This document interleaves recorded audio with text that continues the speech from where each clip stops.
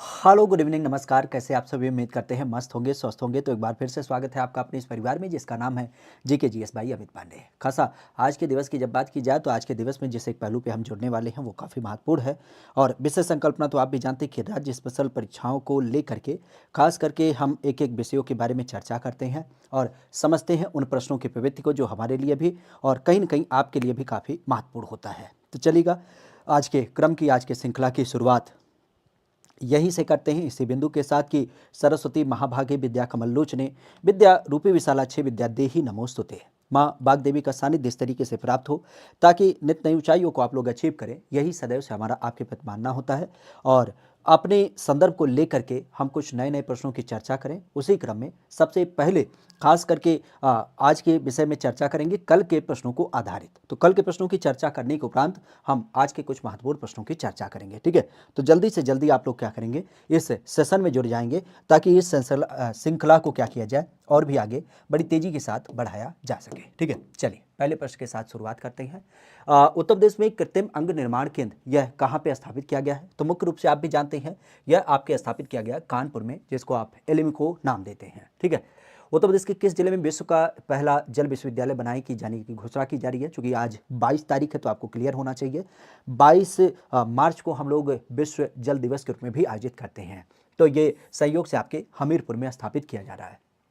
उत्तर प्रदेश के अंतर्गत कौन सा जिला ऐसा है जहां पे नगर निगम के अंतर्गत यह आपको देखने को नहीं मिलता है? तो नगर निगम के अंतर्गत नहीं देखने मिलता है, इसका संदर्भ क्या है? तो आप भी जानते हैं ये होगा हमीरपुर जिला। ठीक है, हमारे यूपी की राजधानी की जब बात की जाए तो राजधानी खास करके प्राधिकरण में स्थापित किया गया है। तो इसकी जब बात की जाए तो इसका संदर्भ क्या होगा? राज्य राजधानी की जब बात की जाए तो ये राजधानी लखनऊ के अंतर्गत आपका स्थापित किया जा रहा है। उत्तर प्रदेश के किस शहर में विशेष संचारी रोग नियंत्रण अभियान की शुरुआत की गई है? तो संचारी रोग नियंत्रण की जब बात की जाए तो उसके लिए जो आपका अभियान चालू किया गया है वह कहाँ से चालू किया गया है? तो आप भी जानते हैं ये गोरखपुर से आपका चालू किया गया है। राज्य के परिप्रेक्ष्य में अगर देखा जाए तो महिलाओं की सुरक्षा को देखते हुए सेफ सिटी योजना की शुरुआत करी गई है। अब सेफ सिटी योजना की जब बात की जाए तो उसके लिए क्या चालू किया गया है? तो ये है कि हमारे जो उत्तर प्रदेश के 17 नगर निगम हैं उनमें सीसीटीवी कैमरे वगैरह को और मिशन शक्ति के जो पुलिसकर्मी वगैरह होते हैं उनकी नियुक्ति वगैरह करना। लोकायुक्त पद अवधि की जब बात की जाए तो ये यूपी में कितना होता है? तो आप भी जानते हैं ये वर्तमान में 8 वर्ष आपको देख मिलता है। हमारे यूपी की जब बात की जाए तो आदर्श कारागार कहाँ पे स्थित है? तो आप भी जानते हैं ये लखनऊ के अंदर देखने को मिल जाता है। उत्तर प्रदेश के अंतर्गत सूर्य मंदिर किस जिले में स्थित है? तो सूर्य मंदिर की जब बात की जाए तो आप भी जानते हैं ये आज का जो बांदा का लोकेशन है वहाँ पे आपको देख मिलता है। खासा अगर देखा जाए ये बांदा होगा, महोबा है। ठीक है, अगर इसकी बात की जाए तो ये आपके महोबा हो जाएगा, ना कि बांदा। ठीक है, तो कहाँ चले गए?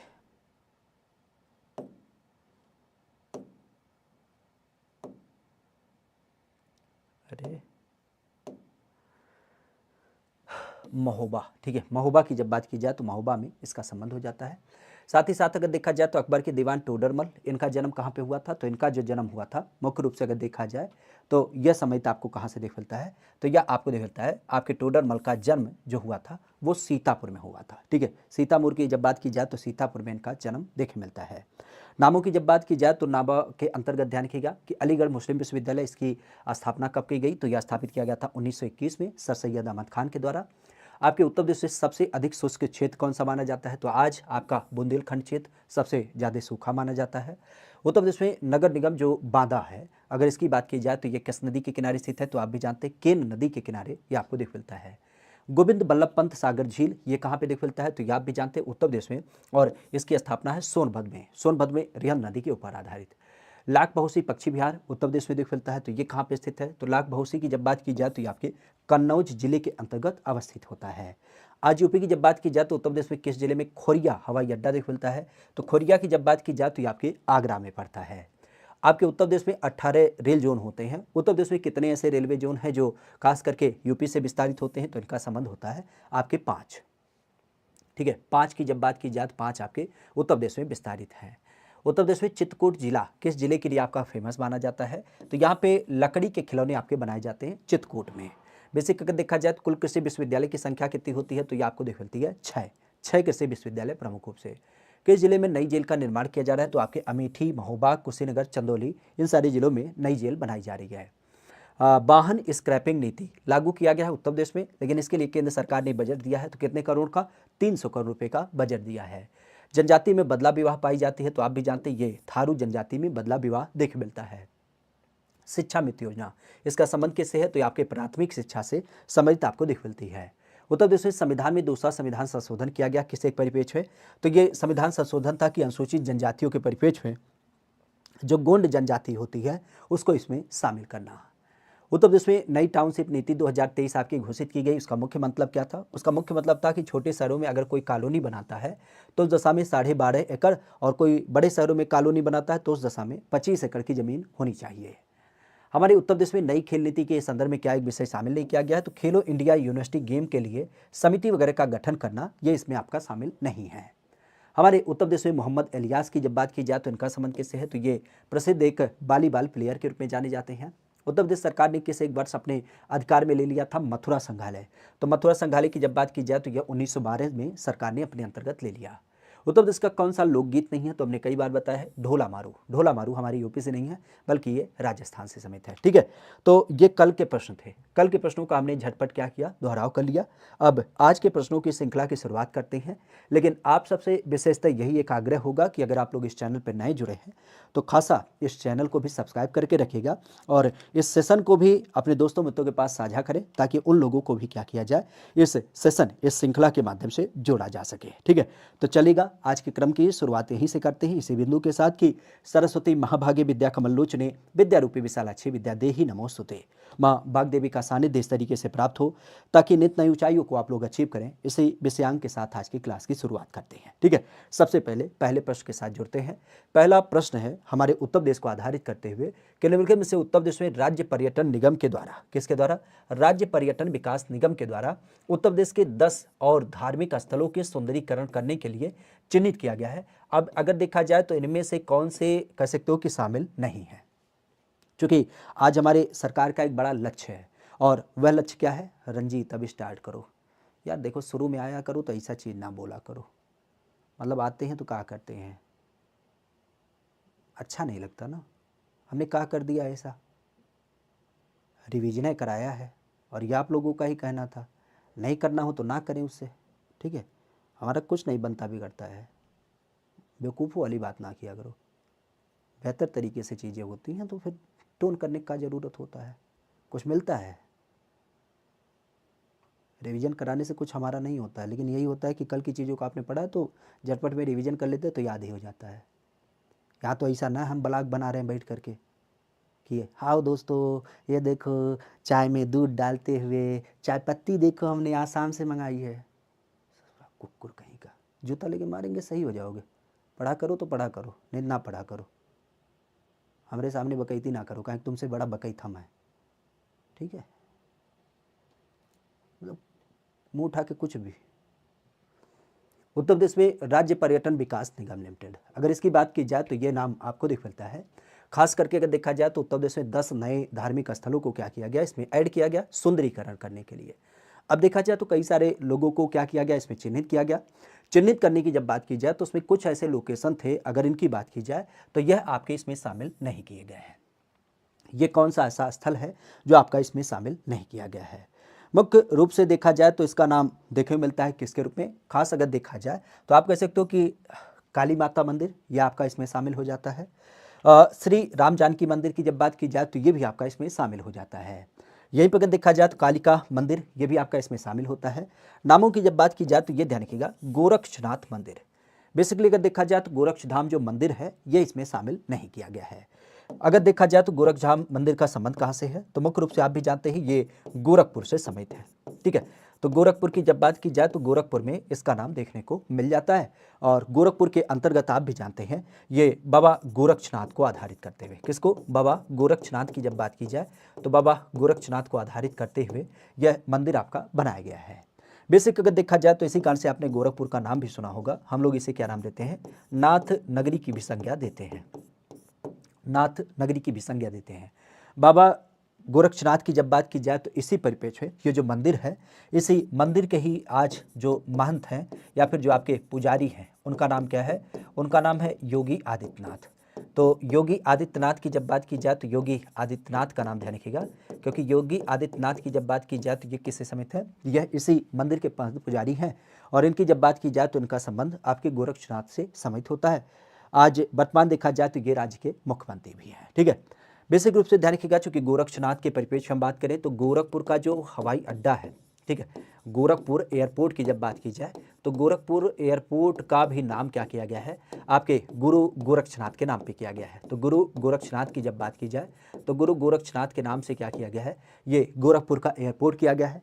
गोरखपुर में ही खासा ध्यान रखिएगा, अभी आपने सुना होगा किसके बारे में, पंडित क्या बोलते हैं, सॉरी, यहाँ पे गुरु गोरक्षनाथ के नाम से, यहाँ पे गुरु गोरक्षनाथ की जब बात की जाए तो गुरु गोरक्षनाथ के नाम से यहाँ पे यूपी में क्या किया गया है, एक जो आयुष विश्वविद्यालय होता है, आयुष विश्वविद्यालय, तो उस आयुष विश्वविद्यालय की भी क्या की गई है, यहाँ पे नींव रखी गई है। तो गोरक्षनाथ धाम की जब बात की जाए तो ये अपने यहाँ पे काफ़ी फेमस होता है। बाकी काली माता, राम जानकी कालिका मंदिर, ये सब आपके इसमें शामिल हो जाते हैं। सरकार का एक संदर्भ है हमारे यहाँ पर पर्यटन को बढ़ावा देना, और आज पर्यटन को अगर हम बढ़ा पाते हैं तो उसके परिप्रेक्ष्य यह आपके अलग अलग स्थलों का सुंदरीकरण करना, उनको चिन्हित करना और उनको क्या करना, एक तरीके से बढ़ावा देना। तो जिससे क्या होगा, एक पर्यटन का जो मूवमेंट है वो हमारे यहाँ पर आएगा, और हमारे यहाँ पर आएगा तो इसका मतलब क्या होगा, राज्य की इनकम की जब बात की जाए तो हम शुद्ध रूप से कह सकते हैं कि राजस्व बढ़ाने का ये सबसे महत्वपूर्ण तरीका हो जाता है। क्योंकि हमारे यहाँ पर कोई बड़ी फैक्ट्री तो नहीं है, लेकिन ऐसे बहुत सारी चिन्हित लोकेशन है जहाँ पे हम लोगों को बुला सकते हैं, और जब बुलाएंगे तो उससे क्या होगा, हमारे यहाँ पर इनकम बढ़ेगा ही बढ़ेगा। ठीक है, हाल ही में विधान मंडल के अंतर्गत एक आपका बजट प्रस्तुत किया गया। इस बजट की जब बात की जाए तो इसकी राशि कितनी रही, हमारे यहाँ पर अभी राज्य के अंतर्गत बजट प्रस्तुत किया गया। बजट प्रस्तुतिकरण की जब बात की जाए तो उसमें राशि का जो एक मानक रखा गया वह कितना रहा। सबसे पहली बात तो ये ध्यान रखिएगा, विधानमंडल के परिप्रेक्ष्य ये बजट किसके माध्यम से प्रस्तुत किया गया, तो वर्तमान में जो वित्त मंत्री हैं इनका नाम क्या है, सुरेश खन्ना। सुरेश खन्ना की जब बात की जाए तो सुरेश खन्ना के द्वारा क्या हुआ, यह आपका बजट प्रस्तुत किया गया। बजट की जब बात की जाए तो बजट के परिप्रेक्ष्य आप भी जानते हैं, यहाँ पे सुरेश खन्ना ने ये जो बजट प्रस्तुत किया, पिछले ही क्रम में अगर देखा जाए तो पिछले दिनों से क्या हो रहा है, यह आपका डिजिटल बजट के रूप में चिन्हित है। तो डिजिटल बजट की जब बात की जाए तो डिजिटल बजट के रूप में इसे क्या किया जाए तो प्रस्तुत किया जाता है। मुख्यतः अगर देखा जाए तो ये यूपी के इतिहास की जब बात की जाए तो यूपी के इतिहास का सबसे बड़ा बजट माना जा सकता है। तो यूपी के इतिहास का सबसे बड़ा बजट हो जाता है। और यहीं पर अगर देखा जाए तो योगी कार्यकाल, खासा ध्यान रखिएगा, योगी कार्यकाल 2 की जब बात की जाए तो योगी कार्यकाल 2 का ये क्या हो जाता है, ये पहला बजट भी आपको देख मिलता है। ठीक है, तो पहले पूर्ण बजट की जब बात की जाए योगी कार्यकाल 2 का, तो ये आपको देख मिलता है। और बजट के परिप्रेक्ष्य एक और ध्यान रखिएगा, हमारे यहाँ पर कई बार पूछा जाता है बजट वर्ष ये क्या है, तो बजट वर्ष की जब बात की जाए तो बजट वर्ष ध्यान रखिएगा, ये 1 अप्रैल से शुरू होता है और 31 मार्च तक विद्यमान होता है। तो 1 अप्रैल से 31 मार्च तक इसका नाम देख मिलता है। एक चीज़ और ध्यान रखिएगा, बजट वर्ष के परिप्रेक्ष्य खासा अगर देखा जाए तो हमारे यहाँ पे आपने सुना होगा बजट के बारे में, क्योंकि बजट प्रावधान के अंतर्गत अगर देखा जाए तो एक पहलू और आपको देख मिलता है किसके बारे में, कि हमारे सरकार के द्वारा एक लक्ष्य रखा गया है 1 ट्रिलियन इकोनॉमी बनाने का। तो 1 ट्रिलियन इकोनॉमी की जब बात की जाए तो ये अभी हमारे सरकार का एक लक्ष्य है। 1 ट्रिलियन मतलब आप कह सकते हो 10 लाख करोड़ रुपए का। ठीक है, तो 10 लाख करोड़ रुपए की जब बात की जाए तो इसका नाम आपको दे मिलता है। तो इस 1 ट्रिलियन इकोनॉमिक लक्ष्य बनाने के परिप्रेक्ष्य हम टारगेट की तरफ बढ़ रहे हैं, और इस दशा में अब की बार का जो हमने बजट प्रस्तुत किया है वो कितना है, 6,90,000 करोड़ रुपए का। कितने का, 6,90,000 करोड़ रुपए का ये पूरा बजट होता है। ठीक है, बेसिक अगर देखा जाए तो हमारा पिछला बजट क्या था, तो पिछला जो बजट था वह कितने का था, वह आपको देख मिलता है खास करके 6.15 लाख करोड़ का। ठीक है, तो यहाँ पे 6.15 लाख करोड़ रुपए का बजट था, किसके परिप्रेक्ष्य, यह नाम आपको देख मिलता है पिछले के रूप में, और वर्तमान में 6.90 लाख करोड़ ये आपको यहाँ से देख मिलता है। ये हमारे यहाँ पर अभी आपने अनुपूरक बजट के बारे में सुना था, पिछले क्रम में ये प्रस्तुत किया गया था अनुपूरक बजट। ये अनुपूरक बजट बेसिकली क्या होता है, तो ये कह सकते हो कि 28,760 करोड़ रुपए का था।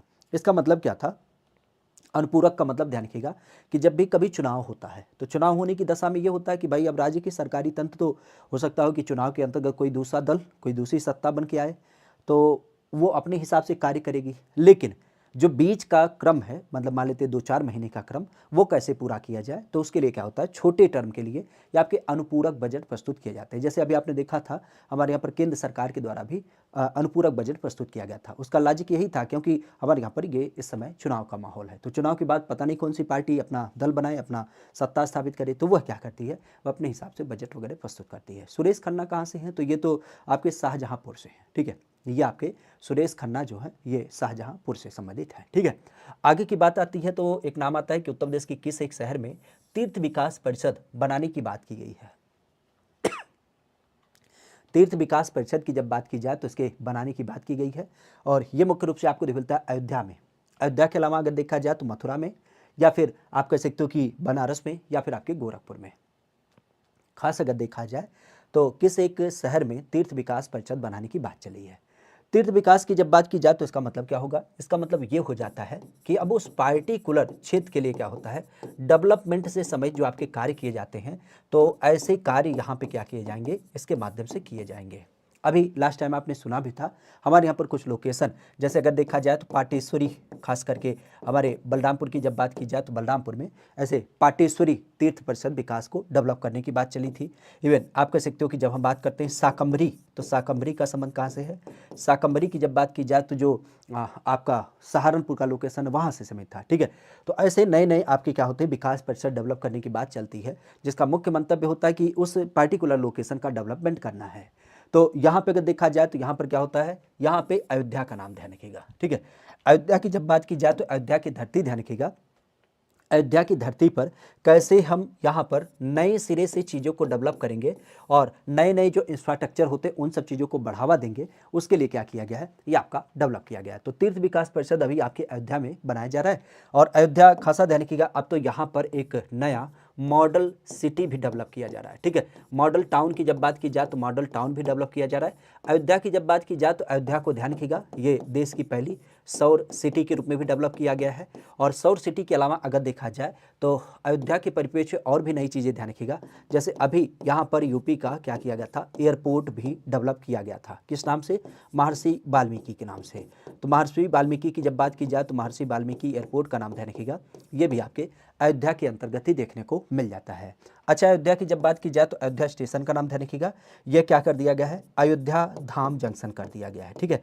तो अयोध्या धाम जंक्शन की जब बात की जाए तो अयोध्या धाम जंक्शन जो है वह आज वर्तमान में हमें देख मिलता है। तो अयोध्या धाम जंक्शन की जब बात की जाए तो ये भी आपके अयोध्या के रूप में देख मिलता है, ठीक है। हाल ही में आई रिपोर्ट के अनुसार उत्तर प्रदेश के आगरा लखनऊ एक्सप्रेसवे के किनारे पर कितने इंडस्ट्रियल सिटी आपकी बनाई जाएंगी। इंडस्ट्रियल सिटी बेसिकली आज ये समझिएगा हमारा एक लक्ष्य है, और वह लक्ष्य ये है कि जिस तरीके से चाइना ने अपने यहाँ पे बड़े स्तर पे काम किया कि जो उत्पादन वाली चीज़ें होती हैं उसको बड़े स्तर पे बनाया, और बड़े स्तर पे बना करके क्या किया, खास करके आप कह सकते हो कि लोगों तक पहुँचाने का कार्य किया। तो अब उसी स्तर पे खासा हमारी यूपी की जब बात की जाए तो हमारी यूपी के अंतर्गत क्या हुआ, हमारी यूपी के अंतर्गत जब हम बात करते हैं कि हमें अपने उत्पादन को बढ़ावा देना है, तो उत्पादन को बढ़ावा देने के लिए हमारे यहाँ पे आप भी जानते हैं कि कई सारे एक्सप्रेसवे बन रहे हैं। तो इसी एक्सप्रेसवे के किनारे पर क्या होगा, ऐसे जो उत्पादन करने वाली विशेष अलग अलग इकाई हैं, तो ऐसे उत्पादन इकाई को क्या किया जाएगा, स्थापित किया जाएगा। क्योंकि आप भी जानते हैं कि कोई भी जो फैक्ट्री वगैरह लगाई जाती है ना, उसके लिए ज़मीन विवाद नहीं होता है, ज़मीन से ज़्यादा विवाद होता है उसकी कनेक्टिविटी। मान लेते हैं कि हमारे गांव पे गैया है 4 ठो, हम दूध उत्पादित करते हैं, लेकिन अब उस दूध को हम बेच ही नहीं पाते हैं, तो ये हमारी क्या मानी जाएगी, एक निगेटिविटी मानी जाएगी। क्यों, क्योंकि दूध महंगा बिकता है, दूध के उत्पाद महंगे बिकते हैं, लेकिन जब हम उसको मार्केट तक ही नहीं पहुंचा पाएंगे तो फिर हमारा उत्पादन किस लेवल का, ठीक है। तो इसी नाते क्या होता है, अब जो एक्सप्रेसवे हैं तो इससे कनेक्टिविटी बहुत आसान हो जाती है बड़े बड़े शहरों के लिए जाने का। तो इस दशा में एक्सप्रेसवे के ही किनारे क्या होगा, चाहे रॉ मटेरियल मंगाना हो या फिर उत्पादों को भेजना हो तो ये आसान हो जाएगा। उसके लिए ऐसे आपके क्या हो जाएंगे, यहाँ पे उत्पादन इकाइयों को स्थापित किया जाएगा। अब सरकार ने कहा कि ऐसे इंडस्ट्रियल सिटी बनाई जाएगी, जैसे नोएडा है, ग्रेटर नोएडा है, न्यू नोएडा है, बीडा है, ठीक है। तो अब इसी तर्ज पर क्या होगा, आपके आगरा लखनऊ एक्सप्रेसवे की जब बात की जाए तो उस पर जो बनाया जाएगा उनकी संख्या होगी 5 ऐसे इस पे बनाए जाएंगे। और यहीं पर नाम ध्यान रखिएगा किसके बारे में, जब हम बात करते हैं किसको लेकर के, अभी आपने गंगा एक्सप्रेसवे के बारे में सुना होगा, तो गंगा एक्सप्रेसवे जो है उस पर भी आपका डेवलप किया जाएगा। और गंगा एक्सप्रेसवे की जब बात की जाए तो उस पर आपके 11 डेवलप किए जाएंगे। तो गंगा एक्सप्रेसवे वो है उसके किनारे 11 हो जाएंगे। और यहाँ पे अगर देखा जाए तो यहाँ पे ध्यान रखिएगा किसके बारे में, खास करके जब हम आगरा लखनऊ एक्सप्रेसवे की जब बात की जाए तो उसके परिप्रेक्ष्य क्या होता है, यहाँ पे नाम ध्यान रखिएगा 5 आपको नए इंडस्ट्रियल सिटी बनाने की बात चल रही है। ठीक है, तो इस चीज को ध्यान रखिएगा। क्लियर। आगे की जब बात की जाए तो कहा जा रहा है कि उत्तर प्रदेश में एक अंतर्राष्ट्रीय क्रिकेट स्टेडियम का उद्घाटन किया गया है। अब अगर इसकी बात की जाए तो इसकी आधारशिला देखने को मिल जाती है। एक अंतर्राष्ट्रीय क्रिकेट स्टेडियम का उद्घाटन किया गया। इसकी जब बात की जाए तो इसका उद्घाटन हाल फिलहाल में किया गया। ये नाम होता है योगी आदित्यनाथ के द्वारा, प्रधानमंत्री नरेंद्र मोदी के द्वारा, आपके अमित शाह के द्वारा, राजनाथ सिंह के द्वारा। वैसे आज क्रिकेट की जब बात की जाए तो क्रिकेट में आईपीएल आपने देखा ही होगा, कौन ऐसा है जो देख नहीं रहा है। बहुत सारे लोग होंगे जो रिपोर्ट दे रहे होंगे इतना मैच हो गया, इतना विकेट गिर गया। ठीक है, खैर हम बार बार कहते हैं आईपीएल वीपीएल से कुछ नहीं होता है। वो लोग लाखों करोड़ों कमा के अपना विदेश चले जाएंगे टूर मनाने के लिए, आप यहीं खैनी दबाते रह जाएंगे। ठीक है, तो थोड़ा सा ध्यान हम कहेंगे दीजिए, ऐसी बात नहीं है, लेकिन उनकी रिपोर्ट पे दीजिए। उनका जो पावर प्ले होता है उसे देख करके बस अपने आप को सिमेट लीजिए, क्योंकि उनके जीवन में और आपके जीवन में जानते हैं क्या है, जमीन नहीं सूर्य और पृथ्वी का अंतर है, ये समझ लीजिए। जो सूर्य धधकता आग का ज्वाला है तो वो लोग हैं, और आप पृथ्वी एकदम ठंडा ग्रह जिसके पास कुछ है नहीं है। ठीक है, तो या नाते अपनी औकात को बढ़ाने की कोशिश करिए। तो उस दशा में केवल पावर प्ले वगैरह देख करके क्या करिए, काम चला लीजिए, और उनसे समय जो क्वेश्चन पूछे जाते हैं उसके बारे में थोड़ा बहुत समझ लीजिए। ठीक है, खैर यहाँ पे अगर देखा जाए तो यहाँ पर अंतर्राष्ट्रीय क्रिकेट स्टेडियम ये सम्मिलित आपको दिख मिलता है किस रूप में, तो ध्यान रखिएगा। अगर हम बात करें हमारे यहाँ पर स्टेडियम, तो पहला तो नाम आपने सुना होगा कानपुर में, हमारी यूपी में कानपुर में एक स्टेडियम पड़ता है, और जिसकी जब बात की जाए तो इसका नाम देख मिलता है किसके रूप में, ग्रीन पार्क स्टेडियम। ठीक है, तो ग्रीन पार्क स्टेडियम की जब बात की जाए तो ग्रीन पार्क स्टेडियम का नाम ध्यान रखिएगा, जो हमारे यूपी में आपके कानपुर में दिख मिलता है। नाम की जब बात की जाए तो इसी नाम पे खासा ध्यान रखिएगा, कहाँ पे, हमारे लखनऊ में। लखनऊ की जब बात की जाए तो लखनऊ में आपने सुना होगा अभी इकाना स्टेडियम, तो इकाना स्टेडियम जो है वो आपके लखनऊ में पड़ता है। यूपी की जब बात की जाए तो यूपी में तीसरा आपका स्थापित किया गया है, और ये कहाँ पे स्थापित किया जा रहा है, तो ये अभी आपने सुना होगा बनारस के बारे में। बनारस की जब बात की जाए तो बनारस का नाम ध्यान रखिएगा। बनारस के अंतर्गत क्या होता है, बनारस के अंतर्गत खास करके जब हम बात करते हैं शिव थीम, तो शिव थीम आधारित करते हुए यह आपका डेवलप किया जा रहा है। शिव थीम का मतलब क्या है, शिव थीम की जब बात की जाए तो इसका मतलब यही है कि इसमें चंद्र आकार का ये जो पूरा आकृति होगी यह आपको दिख मिलेगा। चंद्र आकार के अलावा जो यहाँ की लाइट वगैरह लगाई जाएंगी वह कैसी होंगी, तो त्रिशूल आकृति आपकी लाइट में लगी जाएंगी। खासा अगर देखा जाए तो डमरू, खास अगर देखा जाए तो डमरू जैसा क्या होगा, यहाँ का प्रवेश द्वार होगा, तो प्रवेश द्वार आपका डमरू जैसा हो जाएगा। और बेलपत्ती की जब बात की जाए तो बेलपत्ती क्या होंगी, यह आपके किस पे लगाई जाएंगी, तो जो दीवारें होती हैं उस पर आपकी लगाई जाएंगी। तो ये तीसरा था। अच्छा, अब यहीं पे ध्यान रखिएगा, अभी हमारे यूपी में चौथा स्थापित किया जा रहा है, और चौथे की जब बात की जाए तो चौथा कहाँ पे स्थापित किया जा रहा है, चौथे की जब बात की जाए तो चौथा ध्यान रखिएगा ये गाजियाबाद में स्थापित किया जा रहा है।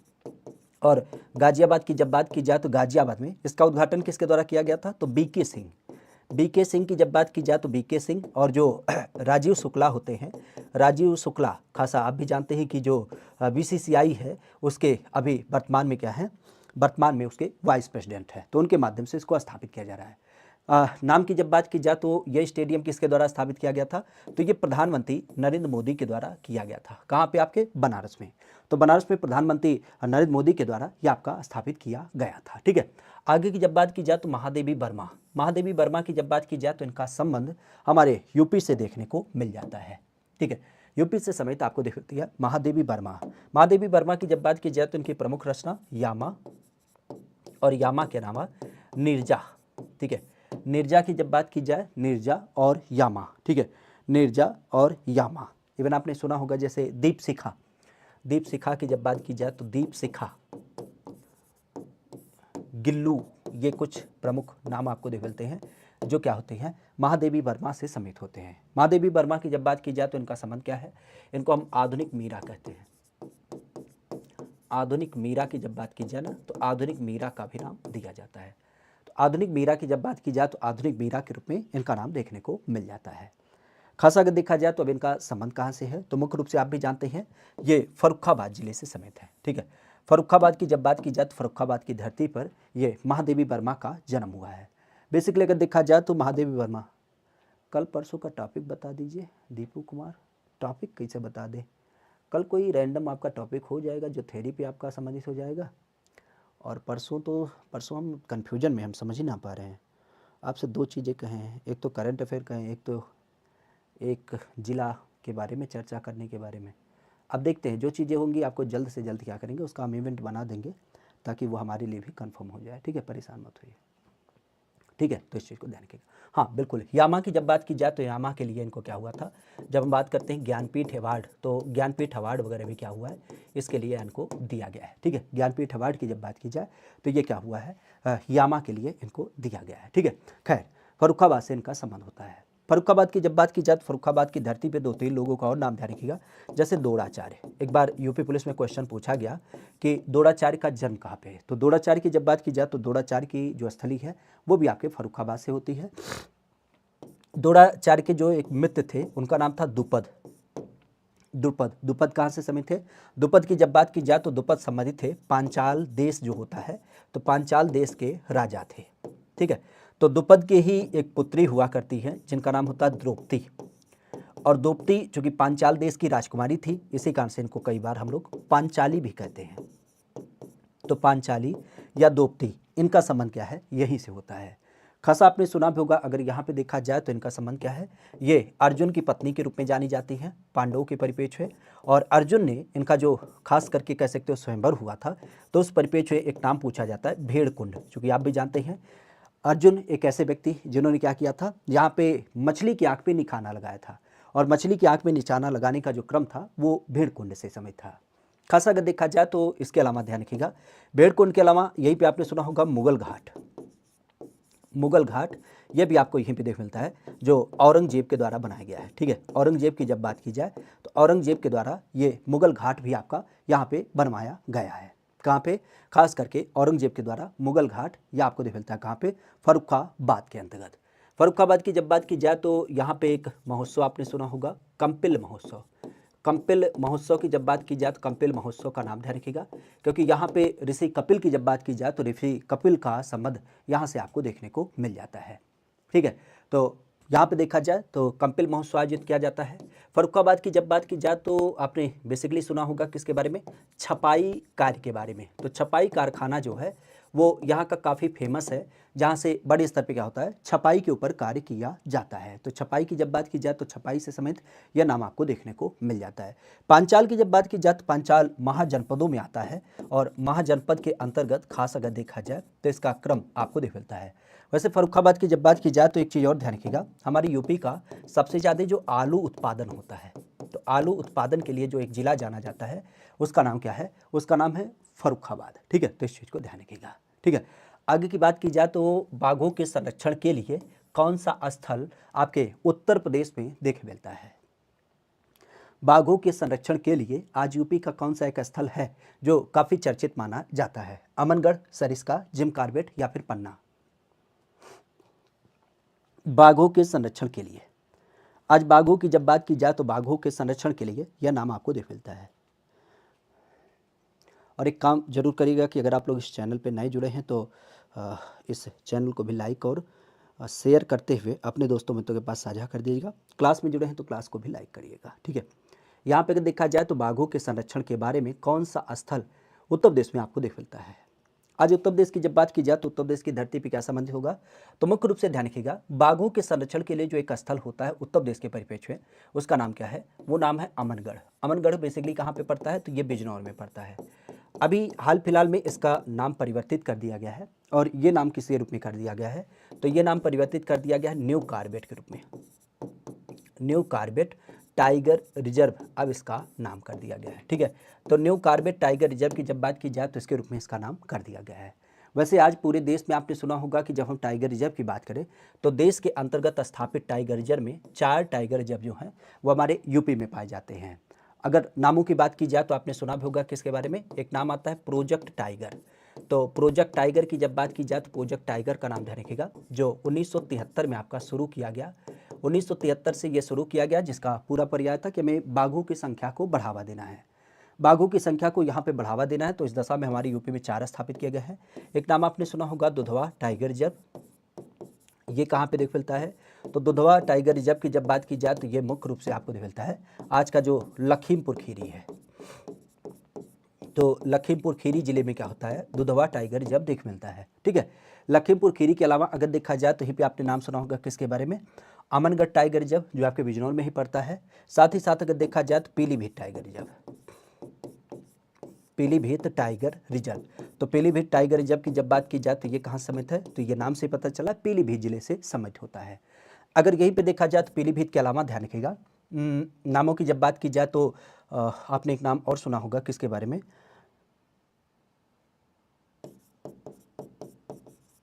Ranipur tiger reserve. तो रानीपुर टाइगर रिजर्व की जब बात की जाए तो रानीपुर टाइगर रिजर्व का नाम ध्यान रखिएगा, यह हमारे यूपी में चित्रकूट जिले में पड़ता है। ठीक है, तो चित्रकूट की जब बात की जाए तो चित्रकूट जिले में रानीपुर टाइगर रिजर्व पड़ जाता है।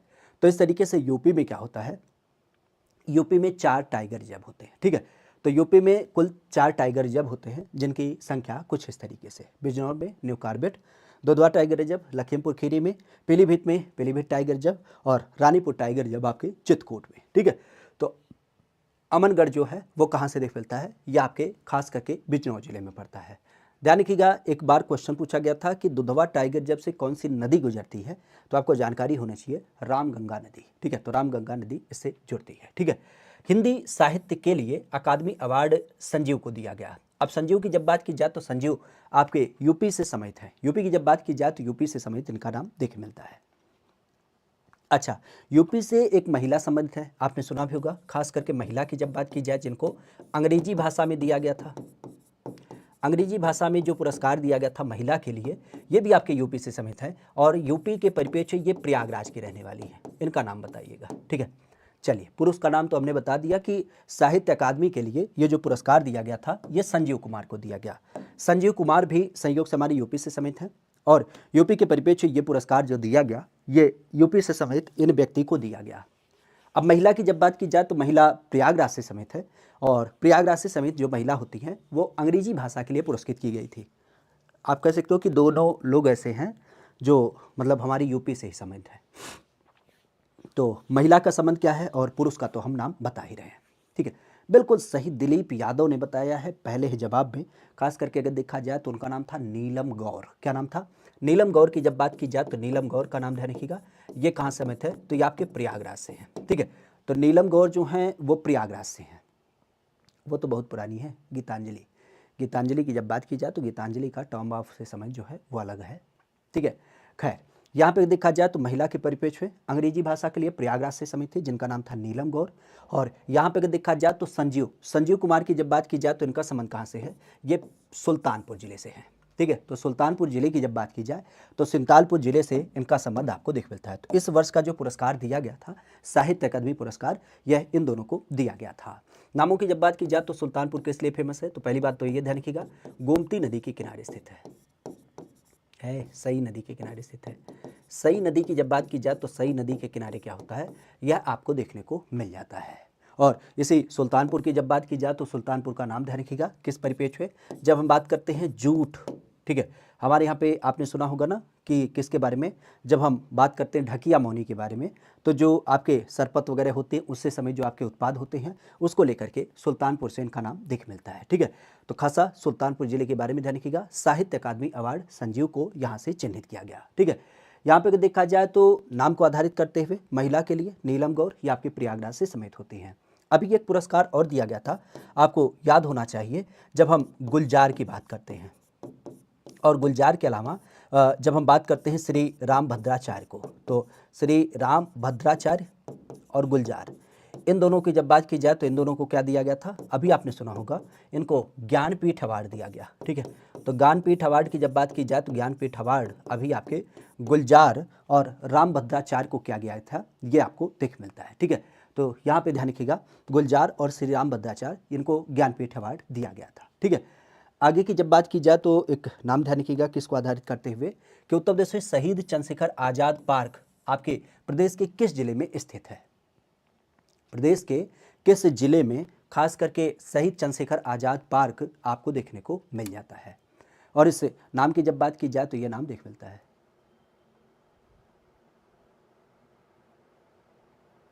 अच्छा, सुल्तानपुर सही नदी, हम ही गड़बड़ कर रहे थे। सुल्तानपुर प्रतापगढ़ सही नदी के किनारे स्थित है। देखो पहले सही लिखे थे, लेकिन वही है कि अब ठीक है, तो ये गोमती नदी होगा। चलिए, वैसे गोमती नदी के किनारे हमारा जौनपुर ही स्थित है, और जौनपुर के अलावा राजधानी लखनऊ जो है वो भी आपको देख मिलता है। ठीक है, तो पहले हम सही लिखे थे, इसका मतलब गोमती। ठीक है, खैर, चंद्रशेखर आज़ाद की जब बात की जाए तो चंद्रशेखर आज़ाद के नाम पे जो एक पार्क है वो आज हमारे यूपी में कहाँ पे देखने को मिल जाता है। पहली बात तो ये ध्यान रखिएगा, चंद्रशेखर आज़ाद की जब बात की जाए तो ये कहाँ के रहने वाले थे, तो ये उन्नाव ज़िले के रहने वाले थे। और उन्नाव ज़िले में खास करके एक गांव पड़ता है बदरका।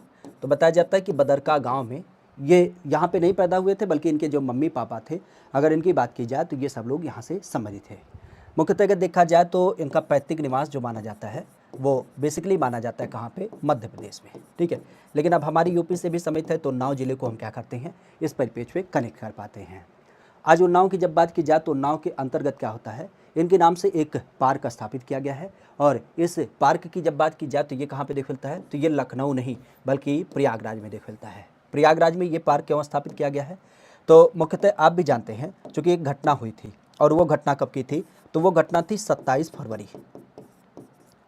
फरवरी सन 1931 की जब बात की जाए तो इस टाइम पे क्या हुआ था, शहीद चंद्रशेखर पार्क के अंतर्गत खास करके चंद्रशेखर आज़ाद क्या हो रहे थे, अपने साथियों से मुलाकात कर रहे थे। और चंद्रशेखर आज़ाद को क्या किया गया, यहाँ पे आप कह सकते हो कि लोगों ने, मतलब अंग्रेजों ने चारों तरफ से घेर लिया, और जब घेर लिया तो इन्होंने क्या किया, स्वयं को गोली मार ली। और स्वयं को गोली मार ली अर्थात आप कह सकते हो कि ये शहीद हो गए, क्योंकि इनका मानना था कि यहाँ पे आज़ाद ही है, आज़ाद रहेगा। तो उस दशा में चंद्रशेखर आज़ाद ने स्वयं को गोली मार लिया, और इस 27 फरवरी 1931 को यहाँ पर शहीद हो जाते हैं।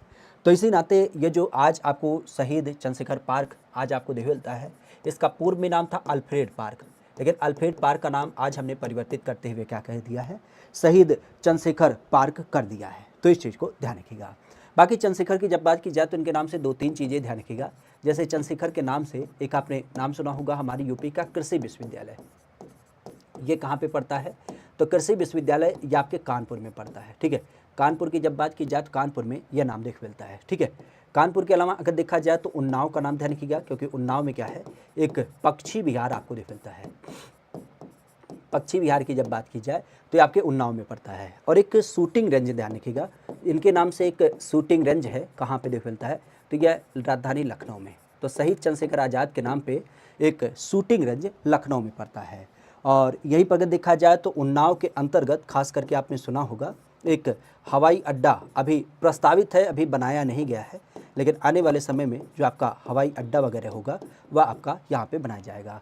वैसे अल्फ्रेड पार्क के अंतर्गत खासा ध्यान रखिएगा, ये जो चंद्रशेखर आज़ाद पार्क है इसके परिप्रेक्ष्य क्या किया जा रहा है, अभी देश की पहली इंटरैक्टिव गैलरी की भी स्थापना की जा रही है। तो इंटरैक्टिव गैलरी की जब बात की जाए तो इसकी भी स्थापना यहाँ पे करी जा रही है। तो देश की पहली इंटरैक्टिव गैलरी जो है वह भी आपका यहाँ पे स्थापित किया जा रहा है। ठीक है, कहाँ पे, प्रयागराज के अंतर्गत। क्लियर। आगे की जब बात की जाए तो नाम आता है कि उत्तर प्रदेश में मिलियन प्लस शहर की संख्या जो है वह हमें देखने को मिल जाती है। मिलियन प्लस बेसिक अगर देखा जाए तो इसका नाम देखने मिलता है। मिलियन प्लस की जब बात की जाए तो यह संख्या आपको कितना होता है। मुख्य रूप से अगर देखा जाए तो मिलियन प्लस के परिप्रेक्ष्य आप कह सकते हो कि 2011 की जनगणना और 2011 की जो जनगणना हुई थी, अगर इसकी बात की जाए तो इसके अनुसार आप भी जानते हैं 19,98,12,341 ये क्या हो जाती है, ये हमारी यूपी की कुल संख्या हो जाती है। खासा अगर देखा जाए तो इस परिप्रेक्ष्य आप भी जानते हैं 16.51% लोगों के साथ क्या होता है, हमारा जनसंख्या के मामले में पहला स्थान आपको देखने को मिल जाता है। तो जनसंख्या की जब बात की जाए तो जनसंख्या के मामले में पहला स्थान आपको देखने मिलता है। ठीक है, आज मिलियन प्लस की जब बात की जाए तो एक चीज़ ध्यान रखिएगा कि जब हमारी जनगणना कराई गई थी 2011 में, तो उस दशा में हमारी यूपी में क्या थे, कुल 71 जिले थे। कितने जिले थे, 71 जिलों की जब बात की जाए तो 71 जिले उस टाइम पे विद्यमान थे। तो 71 जिलों के आधार पे जो एक रिपोर्ट बताई गई थी वो ये बताई गई थी कि जो 10 लाख से अधिक जनसंख्या है, 10 लाख से अधिक जनसंख्या, तो 10 लाख से अधिक जनसंख्या की जब बात की जाए तो उसका मानक क्या, 10 लाख से अधिक जनसंख्या की जब बात की जाए तो उसके लिए जो एक आधार रखा गया था वो था 12 जिला। ठीक है, तो 12 जिला की जब बात की जाए तो 12 जिले ऐसे थे जहाँ पे 10 लाख से अधिक जनसंख्या आपकी रखी गई। और यहाँ पे अगर देखा जाए तो 10 लाख से अधिक जनसंख्या के लिए जो आपके नगर निगम चिन्हित हुए हैं, तो 10 लाख से अधिक जनसंख्या के लिए खास करके नगर निगम, तो नगर निगम की जब बात की जाए तो उसका नाम क्या होता है, यह नाम आपको दिखता है किस परिपेक्ष में, आपके 7 नगर निगम। ठीक है, तो 7 नगर निगम ऐसे हैं जिनकी संख्या 10 लाख से ज़्यादा आपकी क्या होती है, जनसंख्या के रूप में दिख मिलती है। ठीक है, तो 10 लाख ही जनसंख्या, चूँकि आप भी जानते हैं 10 लाख की जनसंख्या जब होती है तो 1 मिलियन आपको दिख मिलता है। तो वही पूछा गया कि मिलियन प्लस शहरों की संख्या कितनी है, तो 10 लाख से अधिक जनसंख्या के लिए 12 जिले थे। और यहीं पर अगर देखा जाए तो यहाँ पे नाम ध्यान रखिएगा, 10 लाख से अधिक जनसंख्या के नगर निगम आपके 7 हो जाते हैं। खासा अगर देखा जाए तो एक बिंदु ध्यान रखिएगा, चूँकि जनसंख्या के बारे में एक क्वेश्चन पूछा गया है। अगर हम अपने यहाँ पे ग्रामीण जनसंख्या की बात करेंगे तो ग्रामीण जनसंख्या सबसे ज़्यादा कहाँ पे है, तो ग्रामीण जनसंख्या की जब बात की जाए तो ये प्रयागराज में पड़ती है। लेकिन अगर यहीं पे पूछे कि हमारे यूपी में शहरी जनसंख्या सबसे ज़्यादा कहाँ पे है, तो शहरी जनसंख्या के मामले में ध्यान रखिएगा कानपुर। ठीक है, कानपुर नगर निगम की जब बात की जाए तो कानपुर नगर निगम ध्यान रखिएगा जहाँ पे सबसे ज़्यादा शहरों में लोग रहते हैं, तो इस चीज़ को भी थोड़ा सा ध्यान रखिएगा। जनगणना के बारे में आप तो पूरी तरीके से जानते हैं, खास करके पहली बार जनगणना आपके 1872 में किसके काल में, जब हम बात करते हैं मेओ के काल में हमारे यहाँ पर पहली बार आयोजित किया गया था। लेकिन जब हम बात करते हैं किसके बारे में, 1881, तो 1881 से क्या हुआ था, यह आपका शुरू किया गया।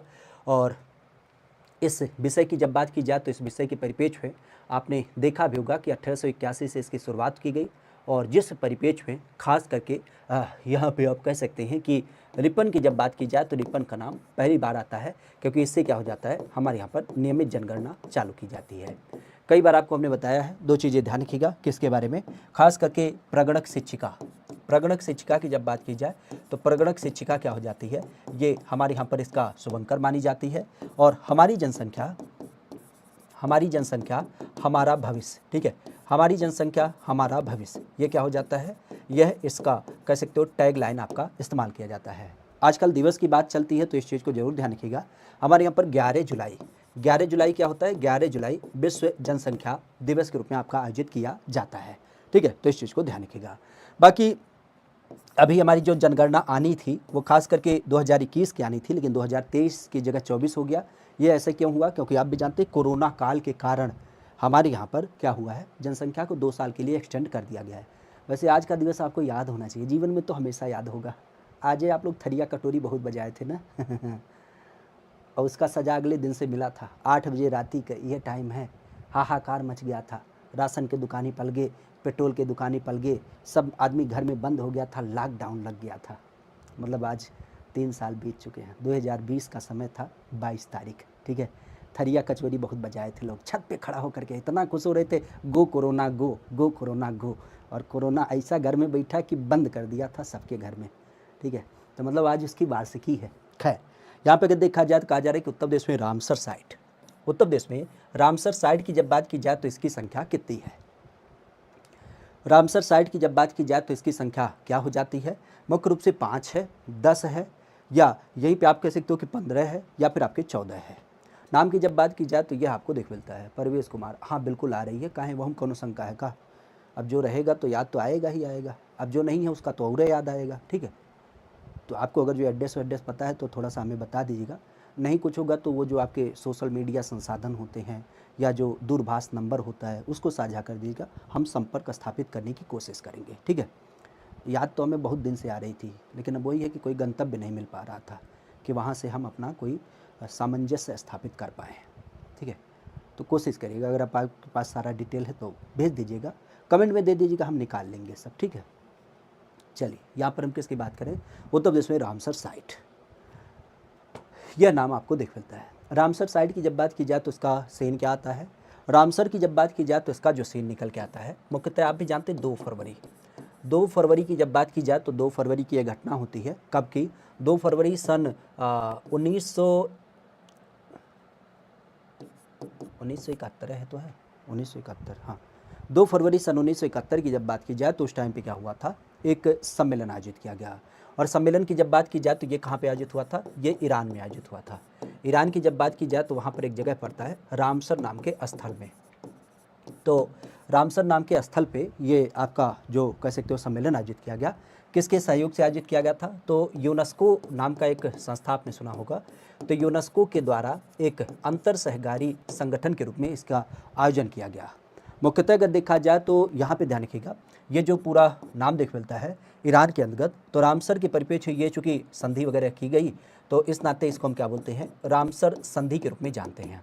आज रामसर संधि की जब बात की जाए तो रामसर संधि का मुख्य मंतव्य क्या होता है, इसका मुख्य मानक होता है कि जितने भी हमारे यहाँ पर क्या है ऐसी आर्द्र भूमि है या जो आपकी वाटर बॉडीज हैं क्या करती हैं, जो ग्राउंड वाटर को रिचार्ज करती हैं, ठीक है।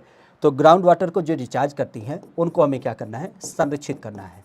तो संरक्षित करने के परिप्रेक्ष्य में क्या करना है, हमने एक समझौता किया। समझौते की जब बात की जाए तो समझौते के अंतर्गत आप भी जानते हैं, आज भारत की जब बात की जाए तो भारत से इसमें क्या है, कुल 80 स्थल आपके चिन्हित किए गए हैं। 80 स्थल में अगर हम पहले की बात करें तो पहला कौन था, पहला का नाम आपने सुना होगा चिल्का झील के रूप में, ठीक है। चिल्का झील की जब बात की जाए तो चिल्का झील क्या है, इसमें आपका पहला माना जाता है।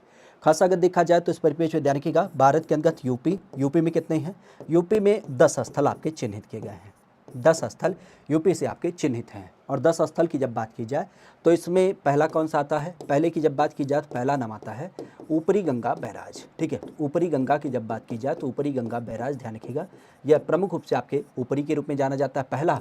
और अगर हम बात करें सबसे अंतिम अर्थात 10वां कौन सा है, तो 10वां आपका बखिरा पक्षी बिहार के रूप में देख मिलता है। बखिरा पक्षी बिहार ये कहाँ से समित है, तो बखिरा पक्षी बिहार का नाम ध्यान रखिएगा, ये संत कबीर नगर जिले में।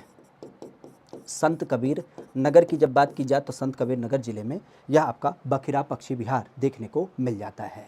नाम की जब बात की जाए तो आज यूपी में कितने हो जाते हैं, तो यूपी में 10 रामसर स्थल आपको देखने को मिल जाते हैं। पूरे देश में कितने हैं, तो पूरे देश में आपके 80 हो जाते हैं। अच्छा एक चीज़ और ध्यान रखिएगा, हमारी यूपी की जब बात की जाए तो इस परिप्रेक्ष्य 2 फरवरी ये किस लिए मनाया जाता है, तो 2 फरवरी की जब बात की जाए तो इसको हम आर्द्र भूमि दिवस के रूप में भी आयोजित करते हैं। जैसे आज आप लोग 22 मार्च का आयोजन कर रहे हैं जल दिवस के रूप में, तो इसको हम किस रूप में आयोजित करते हैं, ये आर्द्र भूमि दिवस के रूप में आयोजित किया जाता है। हालांकि आज ही हम बिहार दिवस के रूप में भी आयोजित करते हैं। तो बिहार दिवस की जब बात की जाए तो आज का दिवस बिहार दिवस भी है और आज के दिवस को ही हम लोग क्या मनाते हैं, खास करके अपने यहाँ पे जल दिवस के रूप में आयोजित करते हैं। तो यहाँ पर आर्द्र भूमि दिवस ये कब आयोजित किया जाता है, तो ये आपके 2 फरवरी को आयोजित किया जाता है, ठीक है। चलिए आगे की बात की जाए तो कहा जा रहा है केंद्रीय बकरी अनुसंधान संस्थान ये कहाँ पर आपका खोला गया है। नाम की जब बात की जाए तो यह नाम देखने को मिल जाता है केंद्रीय बकरी अनुसंधान संस्थान। ये नाम आपको देख मिलता है मथुरा, आगरा, मेरठ या फिर कानपुर में। इस नाम की जब बात की जाए तो इस नाम को हम देख पाते हैं केंद्रीय बकरी अनुसंधान संस्थान। बकरी की जब बात की जाए तो बकरी के बारे में आपने देखा होगा, खासा अगर देखा जाए तो अभी आपने सुना होगा हमारे यहाँ पर भेड़ बकरी संस्थान, ठीक है। भेड़ बकरी संस्थान की जब बात की जाए तो ये कहाँ पे स्थापित किया गया है, ये आपके इटावा में स्थापित किया गया है, ठीक है। भेड़ बकरी के ऊपर आधारित एक शोध संस्थान जो है वो इटावा में स्थापित किया गया है। लेकिन शुद्ध रूप से जब हम बकरी अनुसंधान संस्थान की बात करें तो ये आपके मथुरा में देख मिलता है। मथुरा अर्थात मखदूम। बकरी को एक उपाधि दी जाती है, कई बार आपने सुना होगा बकरी की जब बात की जाए तो बकरी को हम लोग क्या कहते हैं, गरीब की गाय कहते हैं, गरीब की गाय कहते हैं। अच्छा ध्यान रखिएगा, हमारे यहाँ पे आपने कच्चा बादाम सदैव सुना होगा, लेकिन वो कच्चा बादाम वासिक नहीं है, उसे हम गरीब का बादाम कहते हैं, ठीक है। क्या कहते हैं, गरीब का बादाम कहते हैं। तो गरीब का बादाम किसे कहा जाता है, तो ये काचा बादाम को कहा जाता है अर्थात मूंगफली को, ठीक है। इसके अलावा अगर देखा जाए तो यहीं पे ध्यान रखिएगा, आपने कई बार गरीब का सेव सुना होगा।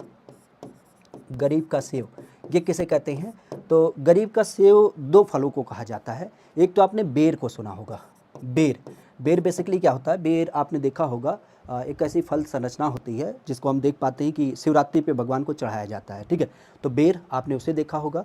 इवन कई सारे कॉन्सेप्ट में एक हमारे यहाँ पर नाम लिया जाता है एक और फल जिसको हम अमरूद कहते हैं, तो अमरूद को भी हम इसे नाम देते हैं। तो अमरूद और बेर जो होता है वो गरीब का सेव माना जाता है। इसके अलावा अगर यहीं पर देखा जाए तो गरीब के परिप्रेक्ष्य ध्यान रखिएगा, गरीब की सब्जी ये किसे मानते हैं, तो गरीब की सब्जी जो मानी जाती है वो बेसिकली आलू को माना जाता है। आलू और कई संदर्भों में आपने कचालू का नाम सुना होगा। ये शहरों में नहीं पाया जाता है, लेकिन अगर यहाँ पे देखा जाए तो ये जो कचालू नाम का तत्व होता है बेसिकली पौधों पे निकलता है और इसको भून करके खाया जाता है।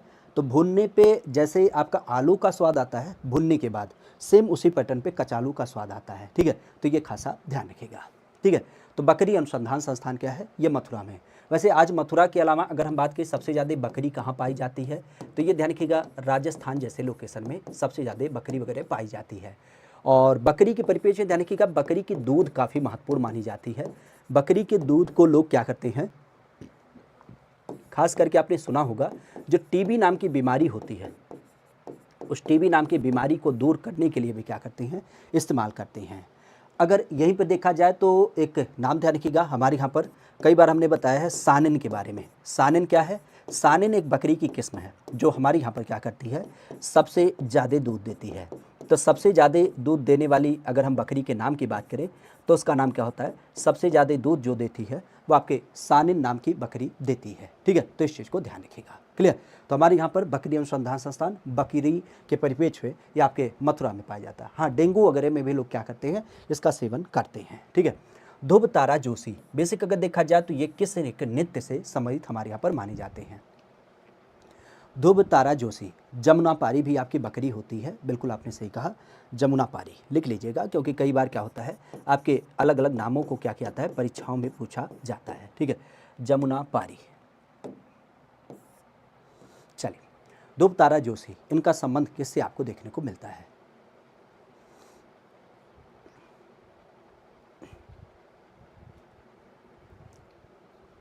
खासा अगर देखा जाए तो इसका संबंध किससे होगा। हमारे यूपी की जब बात की जाए तो यूपी में ध्रुव तारा जोशी का नृत्य जो सम्मिलित होता है वह किससे सम्मिलित है। अब आप भी जानते हैं हमारे यूपी से ही सम्मिलित आपका नृत्य होगा, तो इस दशा में कुचिपुड़ी का तो लॉजिक नहीं है, उड़िया भी नहीं, भरतनाट्यम भी नहीं, कत्थक। कत्थक विधा की जब बात की जाए तो कत्थक विधा से ध्रुव तारा जोशी आपको सम्मिलित देख मिलते हैं। बेसिक अगर देखा जाए तो हमारी यूपी में खास करके कत्थक की जब बात की जाए तो आपने बिरजू महाराज का नाम सुना होगा, इवन आपने अच्छन महाराज का नाम सुना होगा, अच्छन महाराज। इसके अलावा अगर देखा जाए तो नाम सुना होगा आपने बिंदादीन का, बिंदादीन। आपने नाम सुना होगा इसी के अंतर्गत कालका महाराज का, कालका महाराज। ठीक है, और नामों की जब बात की जाए तो आप कह सकते हो कि किसके बारे में, लच्छू महाराज। ये सब लोग किससे सम्मिलित हैं, ये सारे लोग आपके खासा जब हम बात करते हैं किसके बारे में, आपके कत्थक विधा को लेकर के, तो कत्थक को लेकर के इन सब का नाम देख मिलता है। बिंदु की जब बात की जाए तो नाम को आधारित करते हुए ध्यान रखिएगा, आज कत्थक की जब बात की जाए तो कत्थक हमारे यूपी की एक विशेष पहचान मानी जाती है और यूपी की ये शास्त्रीय नृत्यों के अंतर्गत आयोजित किया जाता है। शास्त्रीय नृत्य, आज शास्त्रीय नृत्य की जब बात की जाए तो शास्त्रीय नृत्य के अंतर्गत इसके लिए खासा ध्यान रखिएगा, एक हमने शोध संस्थान भी स्थापित कर रखा है। कहाँ पे, तो शोध संस्थान की जब बात की जाए तो ये शोध संस्थान आपके लखनऊ में देखने को मिल जाता है। कब, 1988 में। 1988 से यह शोध संस्थान हमारे यहाँ पर देख मिलता है। खासा अगर देखा जाए तो इसी परिप्रेक्ष्य में ध्यान रखिएगा किसके बारे में, अगर हम यूपी की बात करें तो यूपी के परिप्रेक्ष्य में अगर नामों की बात करें तो कत्थक के बारे में 3 नाम ध्यान रखिएगा। कौन से नाम होते हैं, तो एक नाम आपने सुना होगा लखनऊ। लखनऊ की जब बात की जाए तो लखनऊ क्या करता है, लखनऊ कला और संस्कृति को ढोता है। ठीक है, लखनऊ कला संस्कृति के बारे में बात करता है। बनारस की जब बात की जाए तो बनारस किसके बारे में, बनारस आध्यात्म के बारे में, बनारस आध्यात्म के बारे में। और यहीं पर देखा जाए तो जयपुर की जब बात की जाए तो जयपुर किसके बारे में, जयपुर आपके संगीत के बारे में। ठीक है, तो संगीत की बात की जाए तो संगीत को ही आधारित करते हुए इसका नाम देखने को मिल जाता है। ठीक है, तो यहाँ पर नाम ध्यान रखिएगा। क्लियर, आगे की जब बात की जाए तो एक नाम आता है कि उत्तर प्रदेश में सबसे कम, जब हम विधानसभा सीटों की बात करें तो सबसे कम विधानसभा सीटों को आधारित करते हुए यह नाम देखने को मिलता है। ठीक है, सबसे कम विधानसभा सीटों की जब बात की जाए तो इसका नाम देखने को मिल जाता है। ये नाम सम्मिलित होता है किसके रूप में, यह नाम सम्मिलित होता है प्रयागराज में, ये नाम सम्मिलित होता है महोबा में, ये नाम हो सकता है आपके बाराबंकी में या फिर आपके बदायूं में।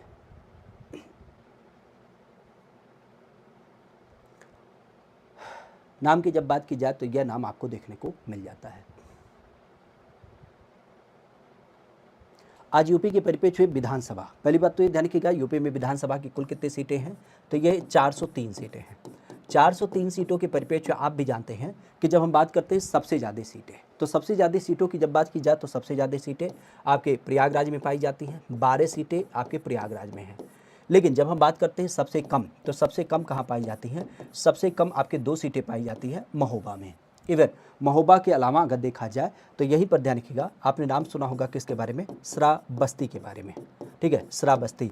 और श्रावस्ती के अलावा अगर देखा जाए तो चित्रकूट, तो श्रावस्ती और चित्रकूट की जब बात की जाए तो यहाँ पे भी आपके 2-2 सीटें आपकी पाई जाती हैं। तो ठीक है, 2 सीट की जब बात की जाए तो 2 सीट आपके चित्रकूट में, और 2 सीटों की जब बात की जाए तो आपके खास करके अगर देखा जाए तो ये आपके श्रावस्ती में। तो श्रावस्ती, चित्रकूट, महोबा, यहाँ पर केवल 2-2 सीटें पाई जाती हैं।